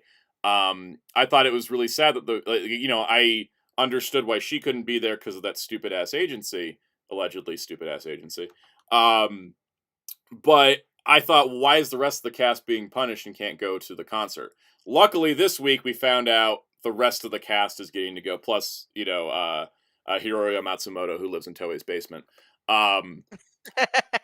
We don't know if the new Goju Unicorn is going to be at it, but maybe they're waiting to announce it after next week where she debuts in the show, in the part. Yeah. But I'm just glad the rest of the cast didn't get shoved out of the concert by Seiju as well, because that would have sucked. Like, even more than... the whole situation sucks, but it would have sucked even more if the rest of the cast had to suffer for Seiju's incompetence as an agency. So... anyways, that makes me happy. In other news, Sentai's dead. Wait, here we go. Wait, hold on. Do we have a long list Sentai? Wait, yeah. Oh, damn, no. There's close enough. Wait, there we go. There we go. we don't have a yay sound clip. So I put something in the Discord server I could use. Here we go. Get ready. Well, let's just make sure. It's Dark Stock. Let's just make sure Jerry. Since Sentai got knocked out. Yeah. Let's just make sure Jerry doesn't play any sound bites from the King of Fighters server or whatever it is. Virtual Fighter. Virtual Fighter, yes. No, but I am gonna play a fighting game because this is since Super Sentai is dead. I guess it needs a death scream, which is. What's that one? What's the Street Fighter 3-1? Yeah, that makes sense. Yeah. Actually, yeah, that does make sense because we were looking at Sentai. Yeah, that makes sense. I was actually referencing that earlier.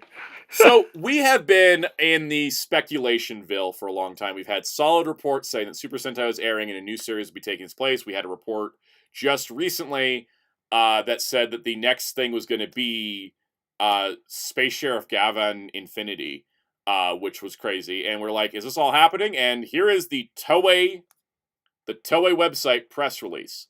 A new brand of the special effects series is born. Project Red Start. The memorable first work is... It can't be memorable if it hasn't come out yet, Toei.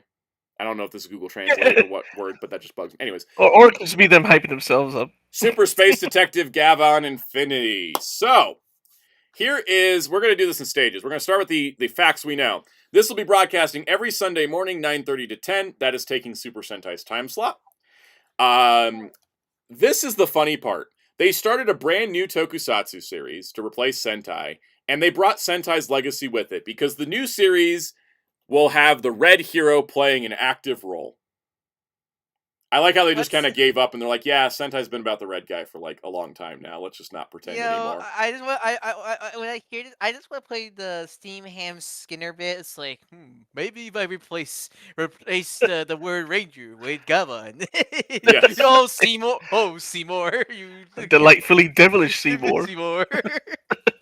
So the way this is written is kind of funny because there's all this going on. What I want to do is I want to go to the official English press release that came out through agencies in Los Angeles received this. Advertising agencies in Los Angeles received this. We got English.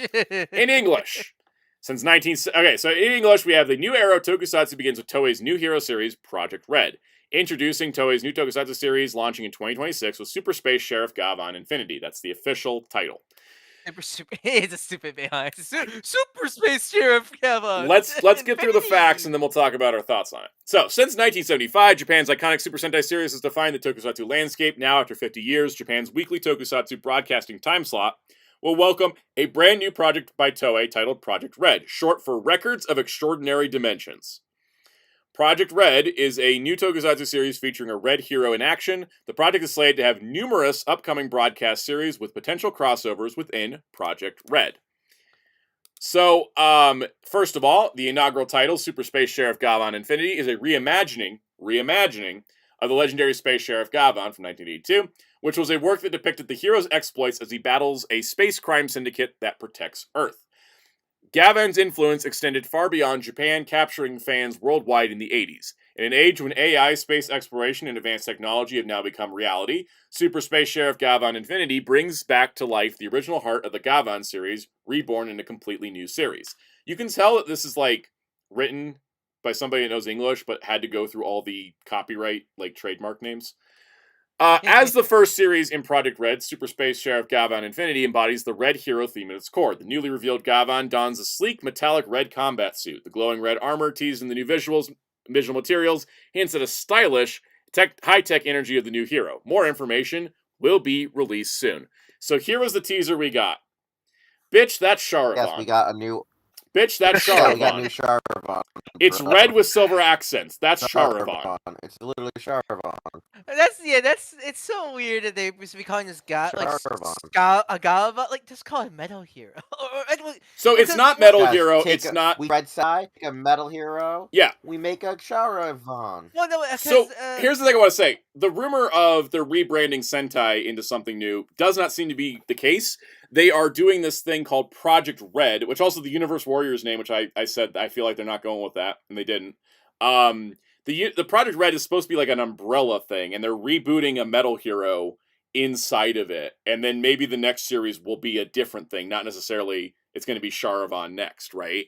That's the thing. Metal Hero, because each series is not called Metal Hero series title, right? It was like Space Hero Gavan, Police Spectre. The ones that were connected, like Gavan, Charavan, Shiter, were all titled Space Sheriff. The ones that were like Rescue Police had Rescue Wind Spectre, all that. When did they officially call them Metal Heroes? Question. That's a good question, actually. Because I was saying, because it's one of those. Yeah, Wheels. Wheels. Where did we get that name? Because they don't call them. I don't remember. Yeah, that's making me go realize wait, they never really called them Metal Heroes. Because is that a fan term? Has that been a fan term this whole time? Because when they did Superhero Tyson Z, it's Kamen Rider X Super Sentai X Space Sheriff. Space Sheriff, yeah, that's just now realizing, I don't remember because it was like Metal Hero since I got into the fandom back in the 90s. Okay, Collector K9 says, sound out the kanji written above Project Red on the logo says Super Dimensional Hero Story, which was oddly loosely translated as leakers as Universal Heroes. Okay, and Metal Hero was a term used by Toei. Okay. Jeremy Carr says 1988 was when the term debuted. Okay, but they never really called I guess that's a grouping. I guess that's like a grouping name. It probably is. It's not in the shows itself, but it's definitely how they group them when they do licensing and stuff. So I guess it makes sense why it's not called the series is not, this franchise is not called Metal Hero, because that was never really a official name until later on. So I guess that makes sense. Now I gotta say that first of all, why are we rebooting Gavan a second time? It did not go well last time. This is like, it feels like though, people said like, oh, they're using a recognizable name, and I'm like, yeah, but the last time it happened, no one cared about it outside of when it crossed over with Sentai. I mean, also by the looks of it, it I doesn't. cared. It just. I mean, for example, when by the looks, it just looks like his own ding scenario. Like that it Listen, really just. I was the one guy that supported the Gavin reboot with the other 8 I was there guys, with just you like supporting the it, 8 but the guys thing that- is, people did not show up for it. The movies didn't make money. They were going to try to launch a series off it. That was the whole point of Space Squad, right? And it completely flopped. Like, it was a complete flop. And they could not make it work. And they centered it around Gavan. So it's kind of weird to me that they're trying to center it around Gavan again. Yeah, Especially when he looks like Sharavan. Well, it just looks. By the sounds of it, he just sounds like a new IP in general. Yeah. Like I think because I'm viewing this as more just as a new IP that happens to have the Kavan name scenario. Blade Runner said in this scenario, Gavan is Tron. That's very accurate. Yeah. As a lot of people talked about, Gavan's not a plot-heavy show, so you don't really need to really do anything with it because there's not much to work off of. But, the thing is, like, I've been kind of going back and forth with people on this. Like, okay, well, Gavan was the first Metal Hero. Like, okay, this isn't a reboot of Metal Heroes, so there's not a reason it has to be Gavan.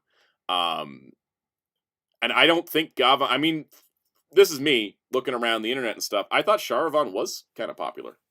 Like, I thought Sharavan was said to be the best of the 3. But there's a problem. What? Sharavan's favoritism is mostly only in Southeast Asia and questionably Latin America, and that's about it. But isn't that 2 of Toei's big regions they market to? When they remember about them. No, Toei listed their top 3 regions, and it was Japan, Southeast Asia, and Latin America.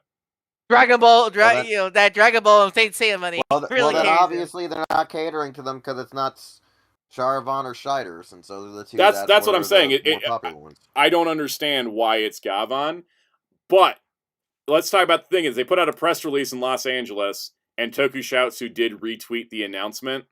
So, because this is not Super Sentai, the Hasbro shackles are off. The Hasbro shackles are off. Toei can distribute this however they wish. And so, then when they cross over with Sentai, then we gotta worry and shit our pants. Exactly. Man, it really does feel like them ending Sentai is a power play move. It's like, well, we don't really need to pay any like licensing fees with Hasbro. We just kill off Sentai. Plus, Sentai's been not doing well for so long now. That's the excuse they say. Blade Raider says, I mean, unlike Tron, Gavan was super popular in the 80s, but in modern times, very similar. Yeah, I feel like they're in the same boat. The thing is, stepping back from that, Project Red is a stupid-ass name. And I'll tell you why. I don't know. Oh, you know why? They want to focus on what Japan cares about. No. Senshi. And that's fine. Do something around the word red. I'm telling you right now, when I was loading tags for this stream, guess what popped up when I started typing Project Red? CD Project Red, the video game developer. I was thinking that, honestly, yeah. Like, this is, and it's appropriate, this is involving Metal Gear. It's like when Saban was going to call VR Troopers Cybertron. Like, do you guys not pay attention to things in the world? Do you not look things up to see if somebody's already using that name? No, it's okay. Capcom could use Aquaman because it's Aqua Space Man, not Aquaman. Soundout to this day, like we.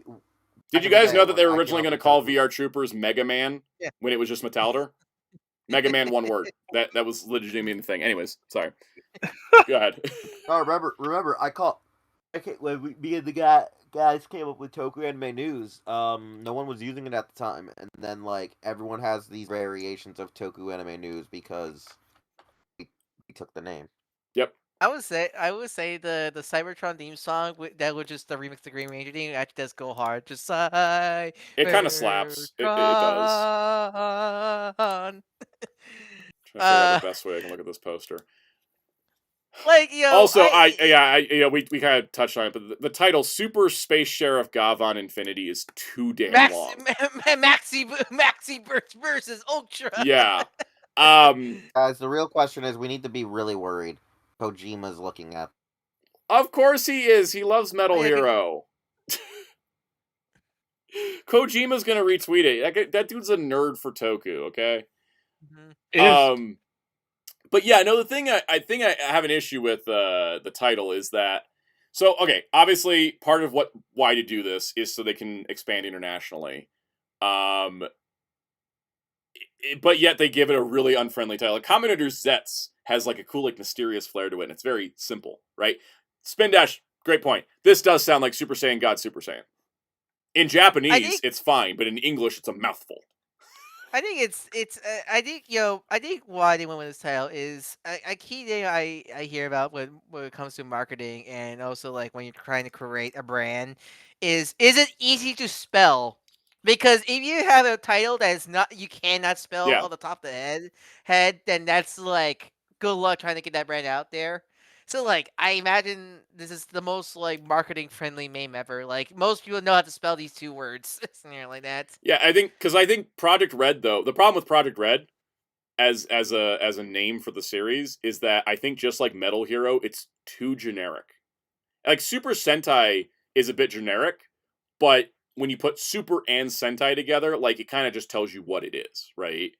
Here's the thing: it kind of suffers from cool Japanese sounding word, even though really, if you like Super Squadron, but here's the thing: Masked Rider. Masked Rider is the most accurate to the point title that Toei's ever come up with, because guess what? Every single show it has a Masked Rider. Like, sometimes they ride and sometimes they don't, but it's very to the point. And so the thing is like, so this is basically going to be. We might even call them masked men when they don't ride. I mean, it's why Power Rangers. Is why Power Rangers is such still a known brain, because that's an easy word to remember. Like, it's just like Masked Rider. It's also just very to the point.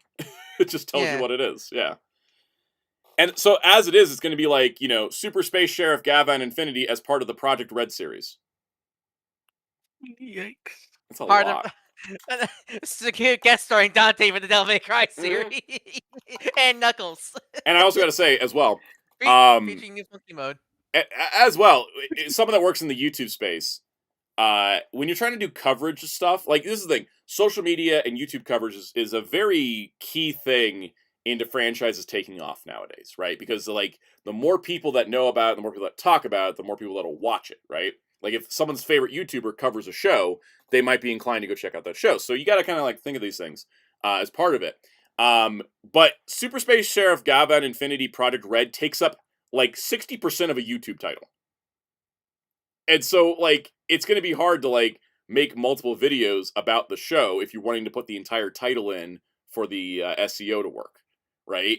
So it's just, I think the name is just a little bit too much. I think if they had kind of simplified it, I don't know if it needed the super, right? It could have just been space. Like, I think that's actually, I just keyed into why we're going through it. It's a mouthful. Super Mega Force. Yes, exactly. It's Space Sheriff Gavan was the original title. That tells you what it is, right?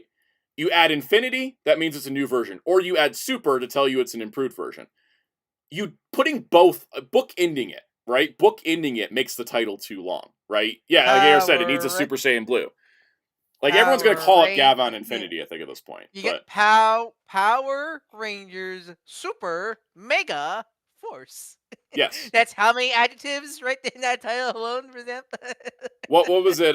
Power Rangers Dino Supercharge is another one that's like Super Ninja Steel. Like, I think that's the thing. The super thing is probably giving me Nickelodeon flashbacks. Yeah, like, Psycho said, that's like when people make Loop-Hat videos, they put Lupin Ranger versus Pato Ranger, not Kaito Sentai Lupin Ranger versus Keisatsu Sentai Pato Ranger. Yeah. That one at least had like a reason, because it was supposed to be 2 shows in one and all that. But this feels like it should have been Super Space Sheriff Gavan or Space Sheriff Gavan Infinity, like either or. I think just both at once. Does anyone really call Triggers Ultraman Trigger New Generation Tiga? No, no one does. That one, yeah, like, we're gonna call it Gavan Infinity, I think is what we're gonna call it. But yeah, it's this is an interesting announcement, because, like we've been talking about, Toei's just been making business moves lately that they've never done before, right? I would say ended Sentai. They put One Piece on seasonal. Like, they're distributing stuff internationally. It's I would weird. say I am interested in it. I mean, it's a fully, it's practically a new IP. Yeah. Despite reusing memes and it's a new IP. So like, I am interested in it because we're going in new territories. We don't know if it's gonna be more like Rider or Sentai or just own thing. I think having a fresh, brand new Toku from off the spot, I think is what we really need in the Toku space. Because outside your like indie local hero Tokus, like we haven't really got a new Toku big I budget think since Toku Grand like Caesar. I would say Garo, but yeah. Doesn't Grand Caesar after Garo? Or was it before Garo? Well, Grand Caesar is I forget the order. I'm googling it. Garo's 2005. Yeah. What was Grand Caesar? Grand Caesar. 5 or 6, right? Grand Caesar was 2003. We're all wrong. Yeah, so Garo. So Garo, 20 years ago is the last time we had a new IP for Toku.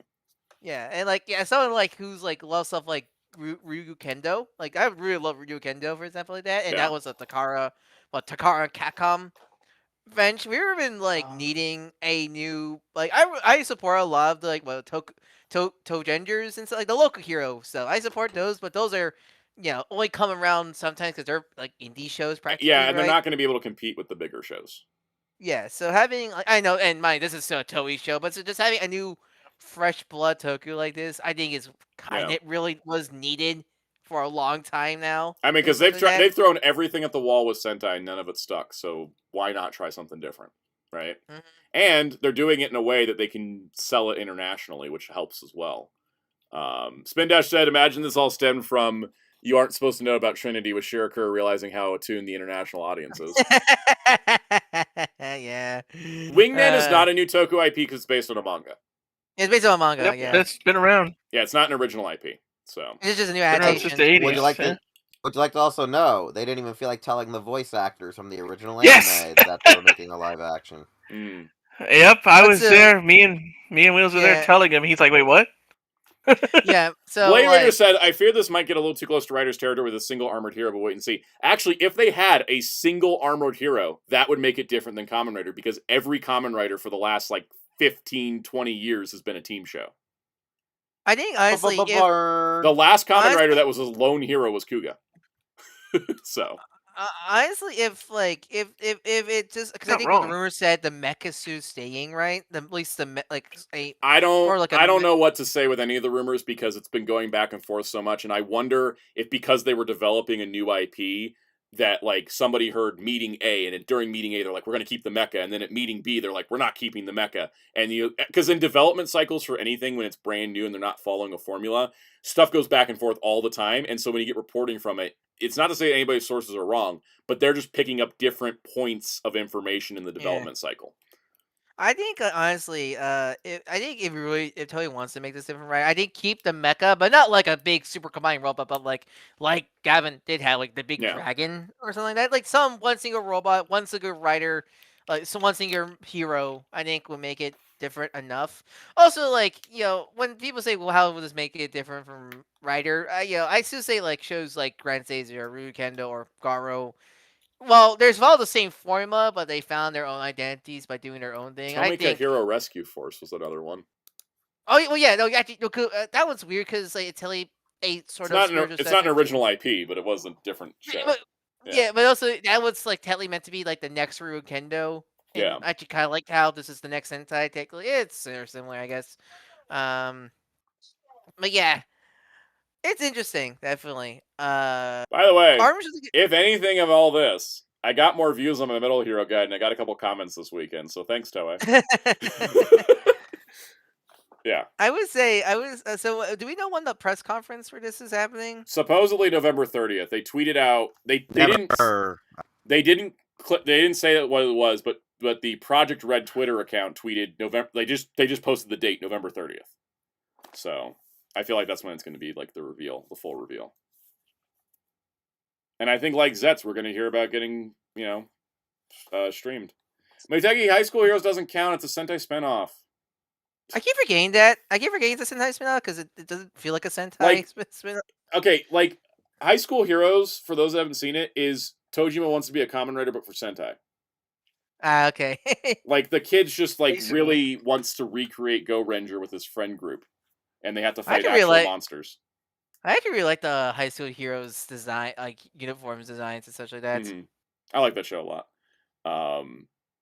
But yeah, Peacemaker says we'll know those details simulcast before the weekend airs. I hope that this time, because that's was the first time they did that, it was a little rocky. I hope this time they're more clear about it.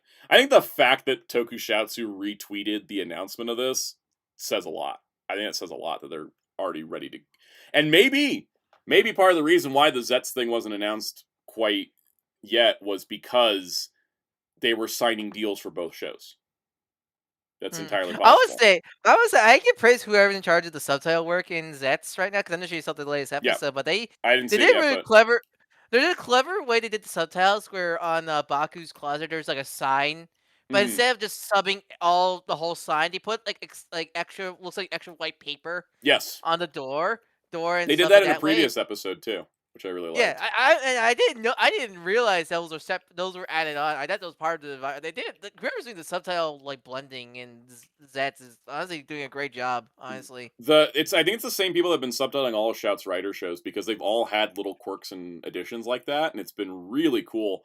And I will say, that's part of the reason I ragged on the Sentai DVDs, and when they didn't continue them, I wasn't that sad, because the subtitle quality on the Sentai DVDs was crap to garbage, depending on what set it was.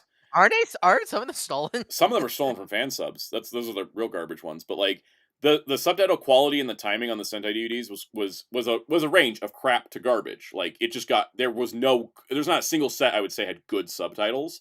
But all the Kamen Rider subtitles are fantastic, and I don't understand how the same company was pumping out just that dichotomy of quality. Like. Toei. All right, we want you to release another Sentai DVD. Here's 2 cents. From what I understand, it was a Shout choice that the Shout subtitles for Kamen Rider were done in-house, and they hired people outside the company to work on them that had worked on fan subs, whereas the Sentai subs were a cheap third-party company that they hired to just sub the shows real quick. That explains everything. Yeah. That's what I've heard. That's the word on the street. That's the word on the street. I mean, as we know, a lot of these parent companies, they really like to go cheap with these big IPs. Yep. Have you seen how Bandai's treating One Punch Man season 3? Is Bandai involved in the production of that show? Yeah, apparently they helped fund that show, and the reason why it looks so bad. And yet it's the floating P&G show. Yeah, apparently the reason why it looks so bad is Bandai either like gives it no money or they take staff off of it or something like that. Apparently. That's so bizarre. Well, I was like, wait, but when I heard a lot of people talking about like this is bad, I was like, what? And I saw like, oh, they're a big sponsor of the show, like one of the biggest ones apparently. And yet it has like less than $2 in a dream. I don't even know what it has. As people have been calling it, it's One Frame Man. One Frame Man. Wow. Yeah, I was gonna watch it. The meme I put in memes. I'll put it in stream chat for you. Yeah. Because like I was gonna watch it, but then I heard things and I saw stuff and I was like, never mind, I'm not wasting my time with this. I don't watch it. Right here. I'm not a big One Punch Man guy, but I saw shots on Twitter and it looks so bad. I laughed so hard. Because I watched season. Go to stream chat. So oh my god, that's a good summary. Okay, I watched season 1 and I watched season 2. I watched season 2 like a year and a half after it came out because I didn't even realize it happened. Oh my god, look at that! This is beautiful. Like season 1, I think season 2 was pretty much what happened. Like, season 2 was a downgrade, definitely. I think it still looked decent, but season 3, man. Versus Mob Psycho.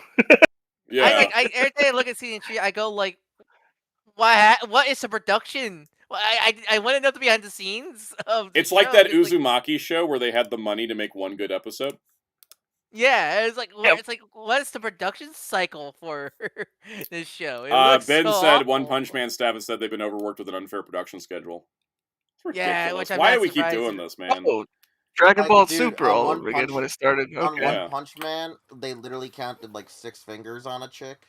Yeah. And that could just be a tired artist. That doesn't necessarily mean an AI thing, but still, that's a lack of quality control.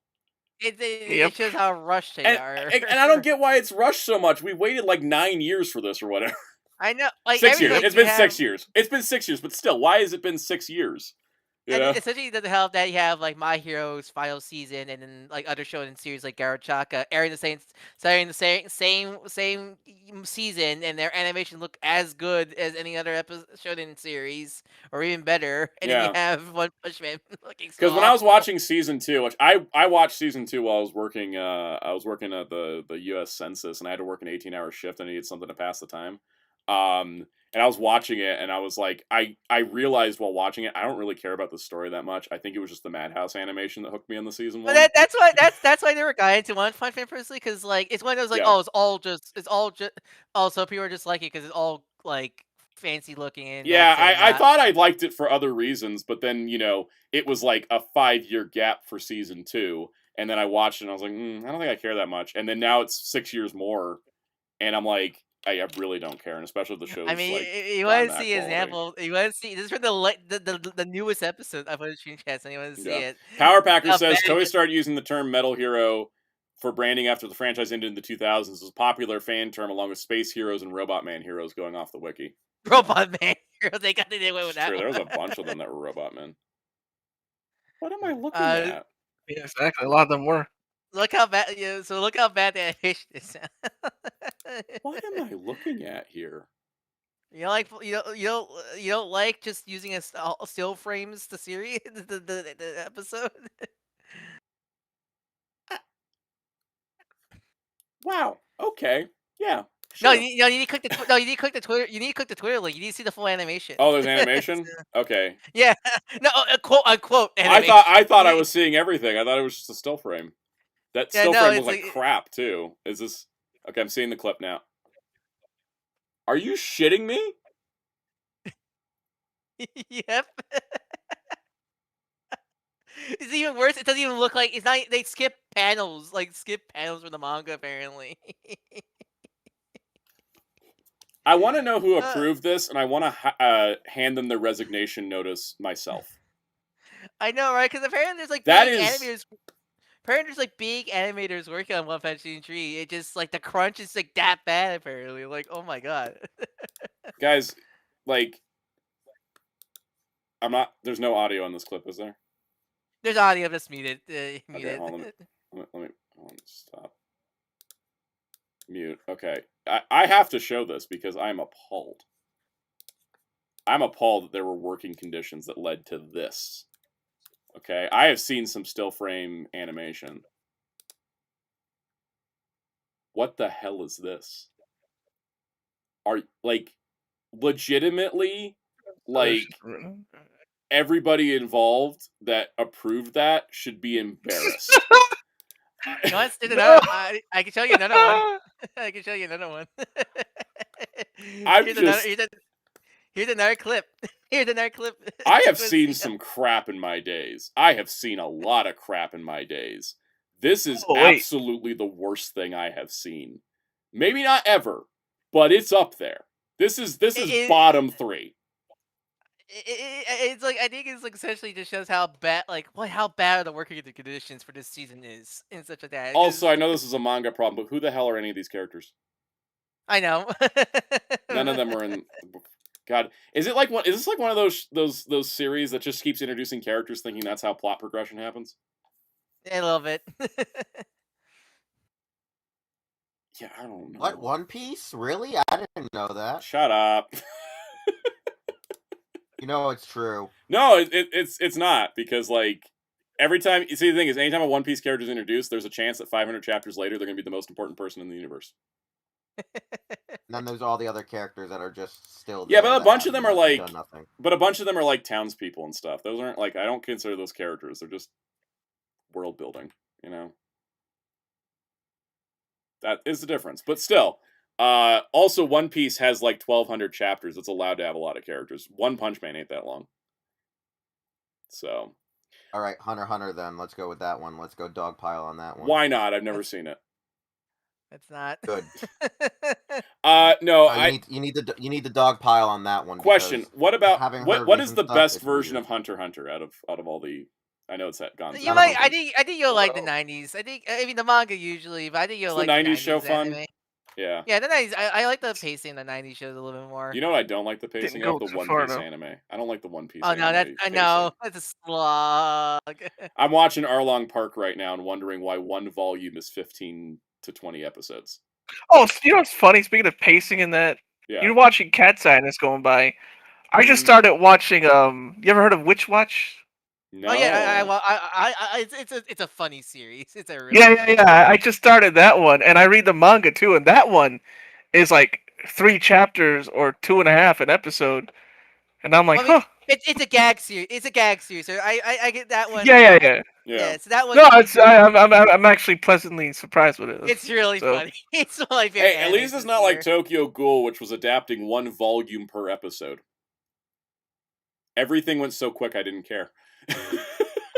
Like 1 volume per episode was like, what? You can't do it abridged if we abridge it ourselves. Yeah, exactly. Blade Raider said, I quite like Berserk 1997. Entire fights are still frames, and it still looks better than that One Punch Man clip. That's what I thought when I was thinking, like, One Punch Man was still frames. I'm like, well, at least they look good, right? And then I was looking at the still frame, I'm like, no, it doesn't. What the hell? Wait. Oh my god. Do you know what that fight scene you showed the clip of reminded me of? What? Do you remember when Golden Books would do like audio, visual animations to some of their stories, and they would always do collabs with Sesame Street when we were young, as like toddlers? Those. Go look up like the Golden Book frickin'. I have a better example for you guys. And because they don't legally distribute this show, I think I can do it. Hold on. I gotta find it on YouTube real quick. I gotta. Here we go. Thank you, internet. No. This is what I want to show everybody. Because this is this. Here, let me show you this. The Marvel Superhero Show. Yes. Has more animation quality than One Punch Man Season 3. And all they did was take comic panels and animate the mouth flaps and sometimes move an arm or two. Yeah. This looks good because the comic art is good. Because half of these are like what Jack Kirby. Yes, half of these are like Jack Kirby stuff. So like, that's a better animated show right there. Yep, and this was released in the '60s. Yeah. Oh, so yeah, that was done by hand. We're talking about weird, bad, and good animation. So someone was like a lot of Twitter accounts today were like, I really think a lot of the people who post the late 80s, 90s aesthetic only post the same thing over and over again or something just for clips, and they never actually watched it. And someone even pointed out that like when people share like the memes of, oh, I wish anime looked like this still, they're all OVAs.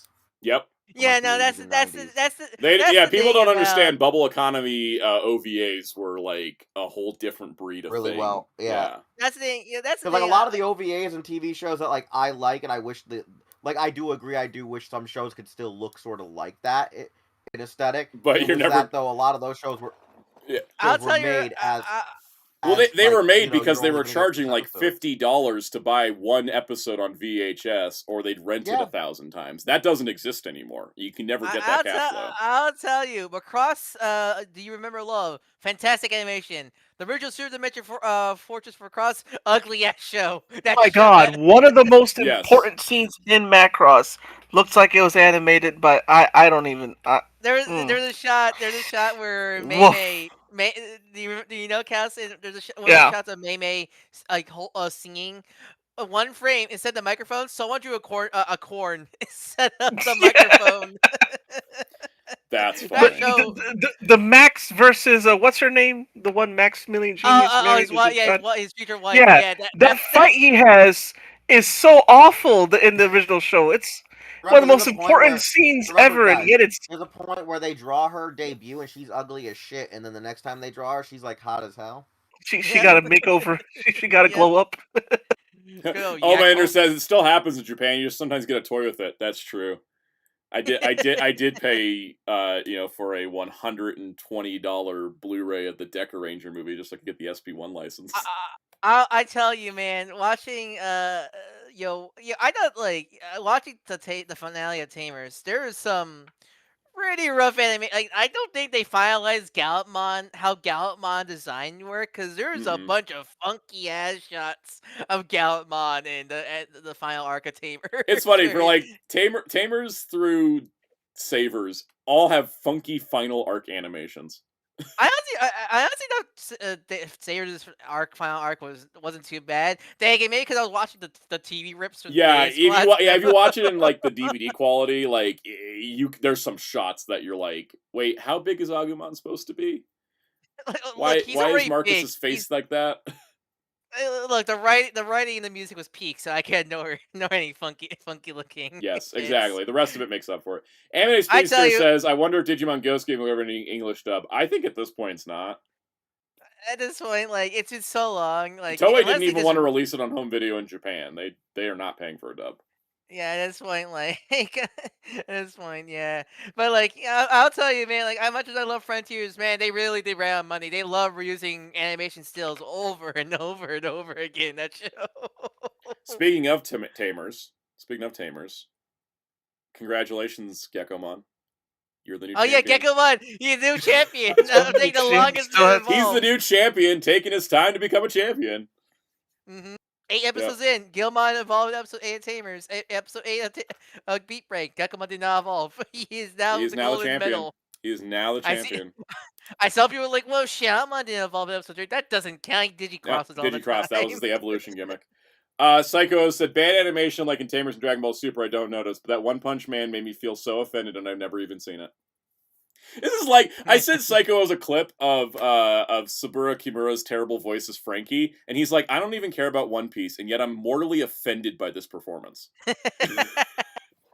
And I've decided I'm never going back to watching One Piece in Japanese. Like, it's dub only for me going out. Because I tried to go back. I was like, oh, maybe I'll catch up on Egghead so that way I could watch it weekly when Elbaf airs. And I'm like, no. Like, as soon as I hear Kimura's dumbass voice coming out of Frankie, I just die a little. And I can't keep doing this to myself. You go, Patrick Seitz. Save me! Patrick Seitz or nothing, because, like, Kazuku Yao is, like, Frankie was written for Yao, right? So without Yao voicing it, it sounds wrong. And then to get a guy that don't even try to sound like Yao, it's Patrick Seitz for the rest of the time. Like, he's my Frankie voice going forward, you know? Super! Next One Piece game better be dubbed, or I'm going to be muting it every time Frankie speaks. I still can't believe they don't dub the One Piece. I think we haven't got a new One Piece game in years, so... I heard a rumor that, like, one was, canceled behind the scenes. Yeah, no, there was a Bandai... that wave of cancellations when we thought Time Stranger was dead? Yeah. Yeah, one of the confirmed ones that is a One Piece game got killed. I have a feeling that they were going to make, like, another mid-range game, saw the popularity of One Piece, canned it, and decided to do something at a higher budget. I hope that's the case then. That'd be nice. That being said, I start, as Kaus knows, because he got the PlayStation notification, I started playing Pirate Warriors 4 this weekend. Oh, because that DLC's coming, right? Because of the next gen upgrade. When he came on, I was like, I saw, it said Soundout started playing for the first time, and I was like, I don't think this is his first time. Not the first time. Umutag is like, blame Oda for the Frankie casting. I will blame Oda. He's not a flawless person. I will put this on his list of sins. Oda has many he has many flaws as an artist. I mean, he supports Roy Kenshin's manga called the God. Exactly. That's another knock on the sin list. But anyways, Pirate Warriors 4. I played a lot of Muso games, okay? And so the thing was, I had booted up Pirate Warriors 4 and I bought it on PS4 super cheap, like, I don't know, a year ago. And I bought Pirate Warriors 3 and I played through all of Pirate Warriors 3 and I was like, all right, I'm going to start I was going to start Pirate Warriors 4, right? Like, I finished 3. And then they announced the next-gen upgrade. So I was like, cool. I'll just wait for that. 9 months later, I'm finally playing the game. A whole baby later. I'm finally getting to play Pirate Warriors 4. That's a lot of people when, like, I could finally play Age of Calamity on Switch 2 because now like a nice 60 FPS on Switch 2 and Switch 1. Fire Emblem Warriors 3 Hopes. I tried playing it on normal Switch and it was so damn laggy. I was like, yeah, no, I remember. I'm done. And then I went back to it and it's playing in like super speed. It's Yeah, no, great. yeah. The first game I tested when I got my Switch 2 was Three Hopes, and like I was like, "Holy shit, this runs nicely in handheld mode." Yeah, exactly. It's brilliant. So I was playing Pirate Warriors 4, and that might be the most fun Muso game I've ever played. Like, it's such a blast. Like, I've been playing it, and it's been super fun, and I'm like kind of tired of playing things in Alabasta, but like whatever. I was enjoying it, and the mechanics are really fun, and the level up system's great, and the next gen update kind of broke the game because there are progressions in the game based on how many number of enemies you kill, right? And there's trophies based on the number of enemies you kill. One of the perks of the next gen version, as I said, more enemies on the battlefield. So I am clocking through a bunch of these goals that are based on how many enemies you kill, because there's now twice as many enemies on each stage than what was designed in the game to be for these achievements. So thanks, Bandai. I don't think they intended to do that, but I've been leveling up like crazy. I've already got my Zoro like maxed out on skill bars. Hey Sam, do you want a plushy Samus helmet and Morph Ball? Tempting. Yeah, I'll put it in the stream chat. I'll put it in the stream chat. Legitimately tempting. On the stream chat, you want to see them? Oh my god. Why are they $39 a piece though? They're big. They are big. I will contemplate this. Yeah. No, so anyways, I was enjoying Pirate Warriors 4. I also started Donkey Kong Bonanza because I felt bad that I voted for it. I felt bad I voted for it on the Game Awards without actually playing it. So I was gonna finish some other games, but I was like, I'm never finishing games, and then I just kind of was like, monkey. And that game's fun. It's a punching simulator. Yeah, I know, right? It's the best Incredible Hulk game ever since Ultimate Destruction. Yes. I quite enjoyed it. So I've been enjoying that. I've just been playing games that are super fun lately. I've been playing Rivals, Gambit, but getting those MVPs. And that's my video game update for everybody. More tomorrow. I mean, speaking of video games, actually, because next week will be December 1st, and that's the same day Cosmic Invasion comes out. Yep. So maybe. How much is that game? Do we have a price for that I don't yet? think we have a price on it. Let me look up. Let me check Steam. Do you have Marvel Cosmic? No price, but how much? At most, I see it being $20, like Shredder's Revenge. Yeah. When it comes out. I hope it's like 20, 25, not like. It's 20. I should be able to get it. I don't think it's gonna be a full price game, but it's definitely. I know the physical edition went up for pre-order. How much was that? It's more expensive, probably. Let me look up. Let me look up. The deluxe edition, $70. What does it come with? Oh, it comes with a steelbook, a poster, art cards, sticker sheets. That's the $70 one. Okay, so what's the standard? So wait, I check. I went to Dometu's website, and it's giving me prices in pounds. So that's definitely not.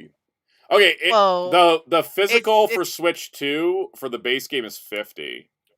So on the Toei Moo, which is the developer of the game site, I'm seeing £29.99. Okay. So the PlayStation physical is $39.99. The Switch physical is $49.99.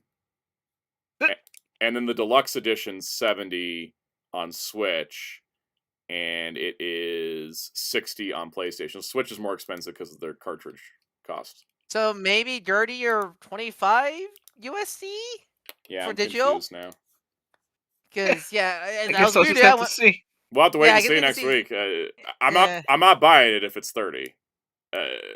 It's got to. If it's $30, I'm like, ugh. It's got to be 25, no problem. 30. Yeah. Also, thanks Psycho for sending this. The Super Sentai Heritage Auctions.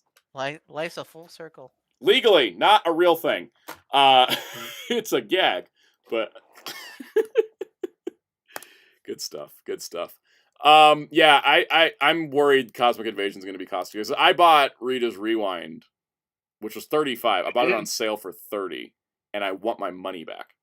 But it's a Shredder's Revenge team. This at least will be a good game in comparison, but also... I did play the demo. It is good. Yeah.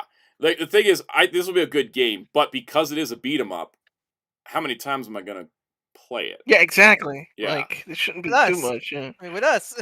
Yeah, with us. Unless... I never play Shredder's Revenge without... Revenge thing. Well, that's right. Go ahead. I was gonna say I never play Shredder's Revenge except when I'm streaming with Jerry. Exactly. I don't play it outside of it. Because once you kind of go through it a couple times, you unlock the characters, then yeah. Yeah, unless you're like me with Streets of Rage, which I don't think most people are. Where like you want to be the leaderboard, great, and all that. Exactly. I don't have the personal time for that anymore. Yeah, but even then, like it's still like I think it's like J-Pog, everybody's username is showing up as their ats, but anyways, Shredder's Revenge is 25. I feel like it has to be 25.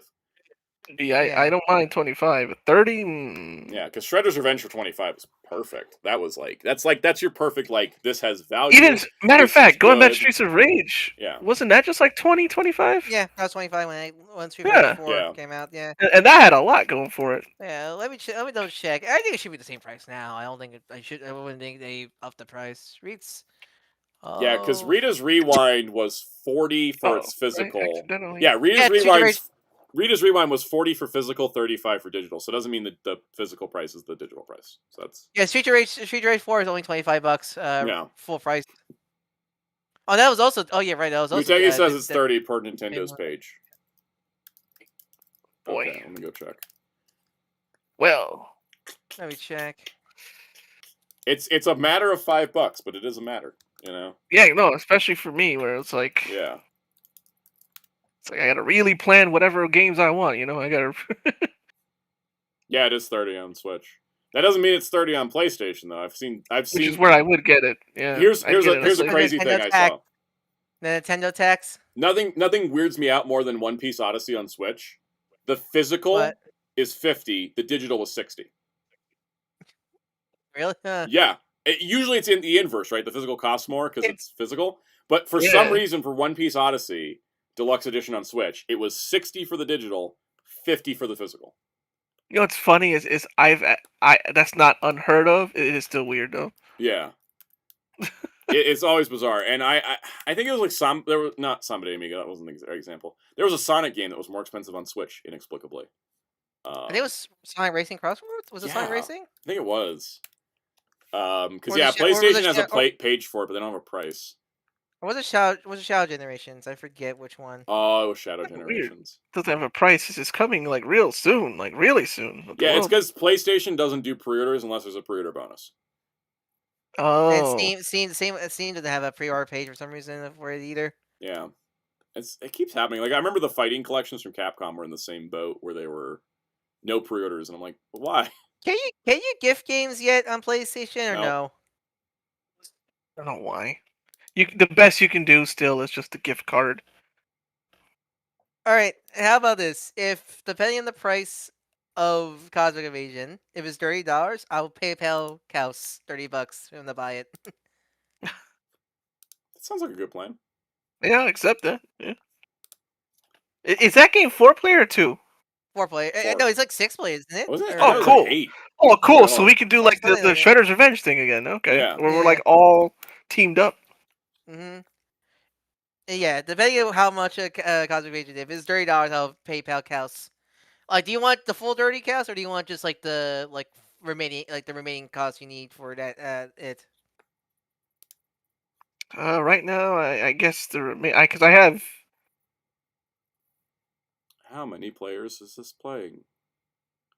Have $8 in the store from a previous thing from a gift card I won. Alright, so I'll get you the full dirty then, if it's dirty. Yep, we'll find out on Monday. Yeah. Unless the $8, unless the $8 can be used for taxes if it is dirty scenario like that. Oh yeah, that's right. That's right. Yeah, that's right. They do. Their website is very very laggy. Cosmic Invasion, the most like mysterious game.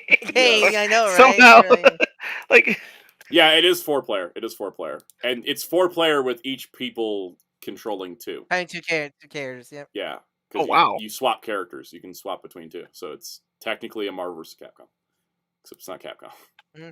But yeah, that's I don't want to say a bet, but yeah, that's the deal. If it's more than 30, I'll PayPal Kaus. If it's not, then I don't. But we'll see when it comes out. We shall see. We're gonna find out in a week, and then we'll figure out. like depending on the news. I know I didn't talk about the recast in Gojuger because I'm just kind of tired of the whole story, to be honest, because it's just upsetting. I thought there's more. I thought we're done with that. Yeah, because she has to actually debut in the show. He doesn't do beat 'em ups. Yeah, Wheels doesn't do beat 'em ups. I was gonna say that I was thinking about we talk about the recast next week because the episode be out by the time? Yeah, the episode that she debuts in will be this Saturday. So next Monday we'll be able to talk about, because I wanted to discuss it, not so much as like, oh, like I guess I can just like I can show you the photo. It's like, okay, there she is in costume. But like I need to know how the show addresses it to like do the final. It's gonna be the last thing we talk about on the recast story because I'm exhausted. It just feels so weird to me. It does. This whole thing.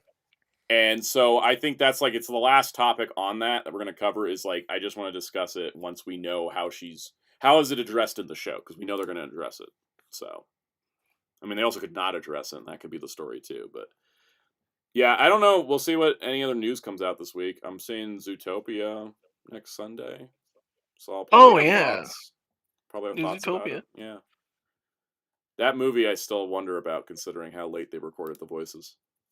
Yeah, I know. Right? They recorded the voices so late. My theater had one of those cute little like theater introductions, and then like the Zootopia characters popped up and like hung out in the little like fake roller coaster thing, and then they didn't say a single word. Boy. I was like, wow, they really recorded this last minute. Were they mimes? Yeah, they just kind of made like little cute grunt sounds, and that was about it. And I was like, they're Ultraman. Or they speak Animal Crossing. Yeah, it was not even Animal Crossing. They just had like a like the snake fell over, like, and I'm like, that's not even Kiwi-Kwan. Like, Animal Crossing's like. Yeah, the Animal Crossing has like the text to speech like thing going on. That's kind of crazy, but everybody speaks in Banjo-Kazooie talk. Yeah, it was. They made a couple sounds, but it was weird because they look at you, and it looks like they're about to say something, and then they don't. And then the snake falls off, and they just stare at him blankly and don't say a word. And I'm just like, it's like the most awkward. Like, yeah.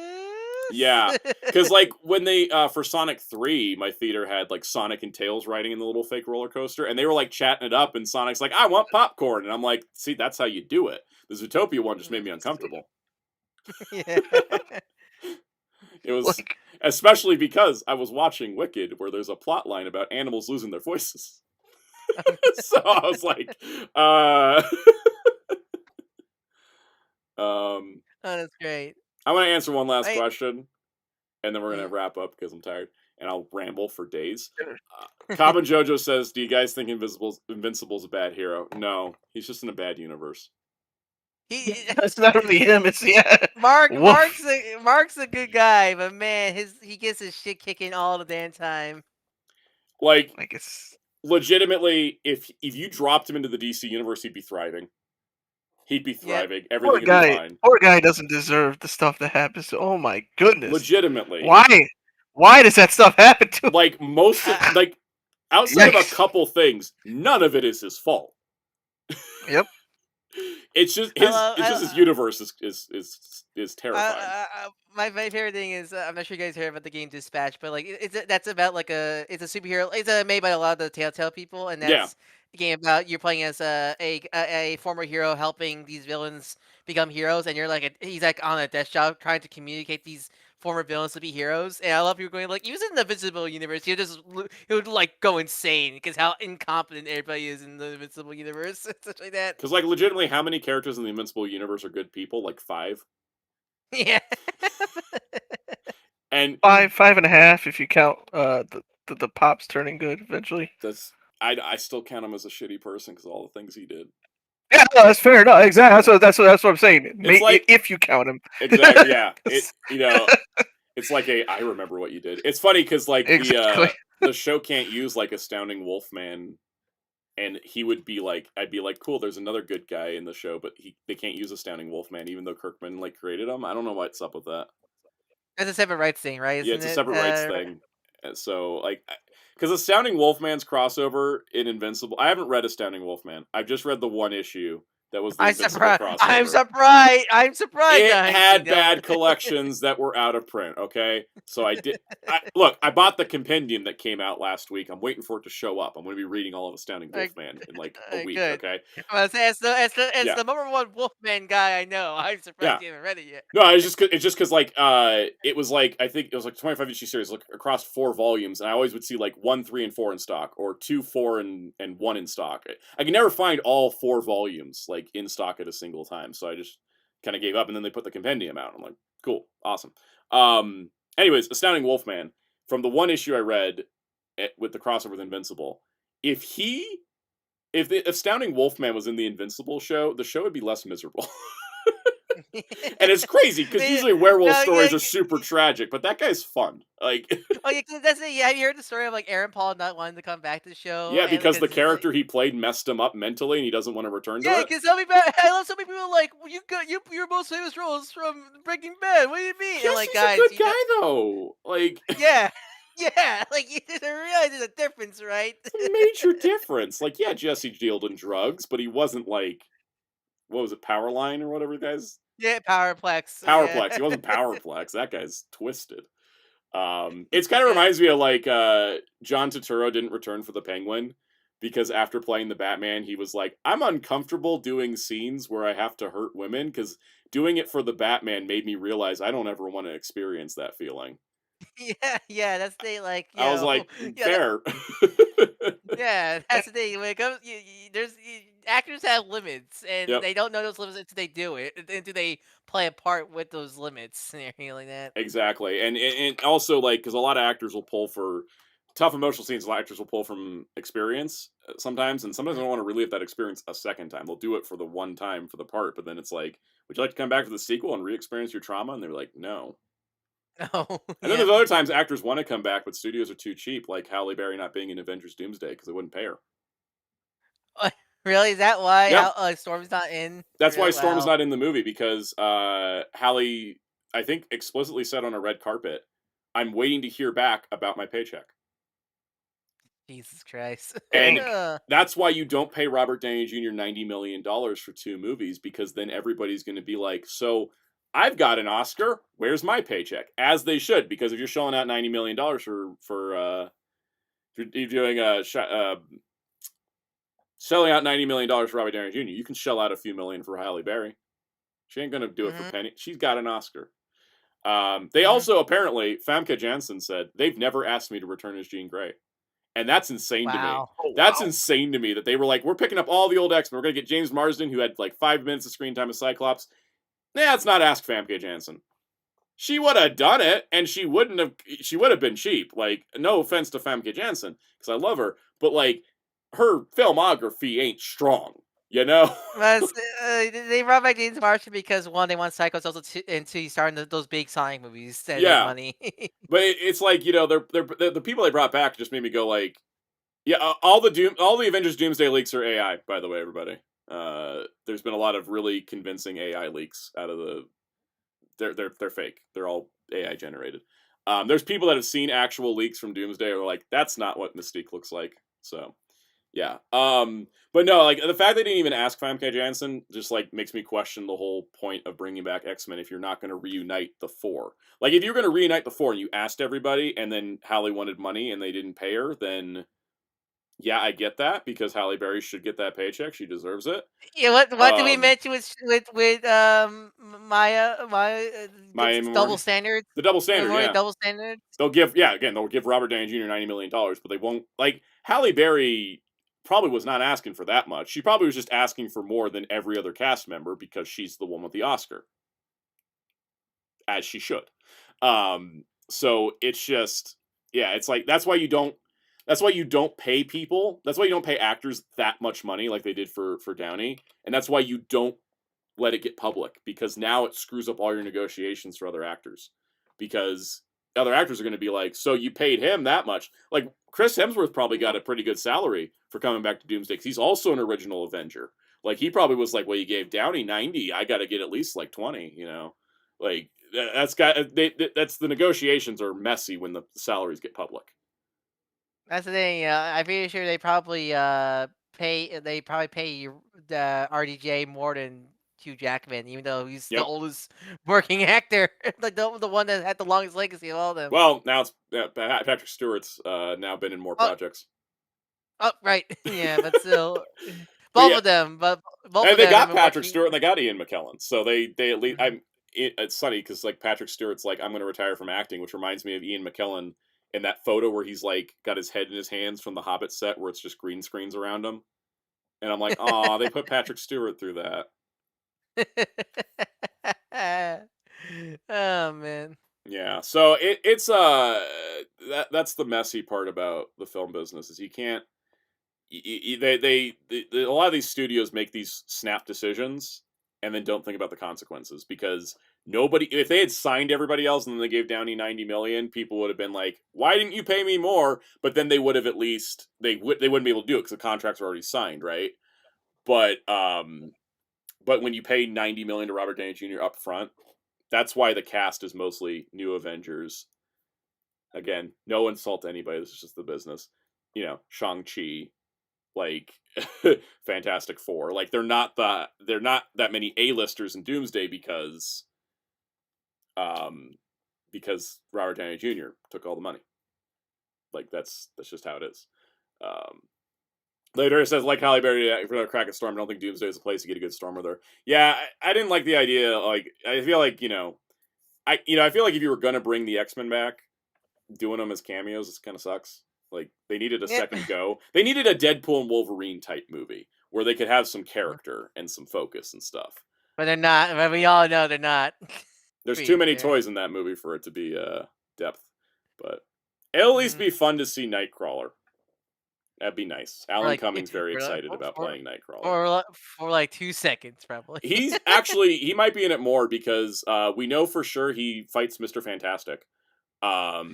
And I'm pretty sure he's just gonna be a mocap, right? And not no, he's makeup. All the makeup. He did makeup. Oh, really? He wanted to do makeup, and they got the process. The makeup process for X2 was 8 hours, and it like wrecked his skin. The makeup process now is 3 hours, and it doesn't do any damage to his skin. That is one of those like nice advances of technology right there. Yeah, the prosthetics advanced a whole lot, and he's very, very happy about it. The thing is, Alan Cummings is really funny. Is he's not been in like a big franchise movie for a long time, so he forgot all the rules. So he's been spoiling stuff left and right. He was like, "Yeah, I filmed a bunch of scenes for 2 weeks where I was the only person in the room, and it was just a green screen." And I'm like, "What?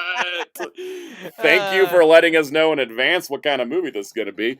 And he spoiled that he fought Mr. Fantastic, which I think is hilarious because he and he brought it up again because he was like guest hosting Kimmel and he was interviewing the Fantastic Forecast for their press tour, and he's like, "Oh, hey Pedro, we were just filmed that scene together," and Pedro's like, "Shut up, shut up, shut up, shut up." Like he was just shaking his head. He's just like, "Don't be talking." Shifty, the mouse is watching. Pedro Pascal's like, "I've already been in Star Wars. You don't know how bad it gets." Guys, lastly, I had to head off. We gotta get going. See, I told you I'd tangent. Here we are. Yeah. Last thing is like, how long? So you can make it. How long? I forget. How long did it took for the Jacob again? The 12 hours. Makeup 12 hours. I think it was like 12 hours or something like that. It's 12, 10. I think it was like 10. 10 sounds more right. Yeah, it's like, those full body prosthetics. My favorite thing about watching the scene is clearly Jacob was playing the Switch when the makeup on. Zelchak said Alan Cummings is the new Tom Holland. No, he's the new Alfred Molina. Because Alfred Molina, they had to announce that he was returning as Doc Ock because in an interview, someone's like, "What's your next project?" And he's like, "Oh, I'm filming the Spider-Man movie where I'm playing Doc Ock again, and I just get ported over from the universe I was in, and I'm in this new movie, and now I get to terrorize the new Spider-Man." And everybody in Marvel was like, "What the hell did he just do?" Yeah, they went shit. Because what you're getting is you're getting actors who are used to Hollywood, but they're not used to secretive franchises, right? Their usual thing is when they're asked, "What's your next project?" They're like, "Let me give you the little plot description of this movie I'm working on." They don't notice the difference between indie film and big blockbuster. They're just an actor playing the next gig. And that's the thing, these actors are too big that they don't want to lose them. So like they can't like Yeah, exactly. Like they weren't gonna like be like, "Well, sorry, Alfred Molina, we're replacing you." Like, no, he's one of the draws for the poster, you know? Same thing with Alan Cumming as Nightcrawler. They're using him as marketing. They can't lose him, so they just have to deal with the fact that he spoils stuff. Yeah, same with Andrew Garfield. Those, yeah, Exactly. Hey, Andrew Garfield never spoiled a single thing. Yeah. He was Loctite. That man had press training. He did an entire press tour and an Oscar campaign, and did not spill the Spider-Man secret. I have to get. He should have just gotten an Oscar for that. You know. Yeah. All right, let's wrap up All right, because I had to head movies. off now, so I'll do my I'll do my thing. So you can follow me in Dark Ones Tree on YouTube and Blue Sky. The Archivist with the Money Seeds very channel. If you want anything, feel free to DM me in your Blue Sky or Sound or in Discord through Sound Discord Protocol. Link in the description below. Anyways, have a nice night, everybody. See ya. Cass, do you want to tell them what you do? Yeah, tomorrow I stream Tuesday at 4 p.m. Eastern, twitch.tv/FederCows, Persona 5 Royal New Game Plus with you. That'll be fun. And Alex. We'll be talking about more video game stuff. And Alex. Video game stuff. Matter of fact, if you have video game questions, that's where you want to ask him. Mm-hmm. You guys can ask me my opinions on Donkey Kong Bonanza. I'll talk more about Donkey Kong Bonanza besides just Punch Simulator. But cool. Also check out Hero Club at hero-club.com and Hero Club for Life across social media for all kinds of cool coverage. The Hero Club Facebook has a bunch of pictures from the Ultraman event that Wheels attended if you want to see more of that. And ironically, I just dropped my Goju unicorn ring like her agency did. Sorry, the joke was right there. Anyways, we will be back next week. And I gotta come up with a better outro gag because that threw me off. Because sometimes the obvious joke is a little sad. On that note, though, enjoy the videos this week. Have fun. We'll see y'all next week, where we'll find out what the price of Cosmic Invasion is. And then it's gonna find out that it's gonna be like a picture of a nihilist, and he's gonna be like, "Eat my bugs or die." Exactly. See you guys next week.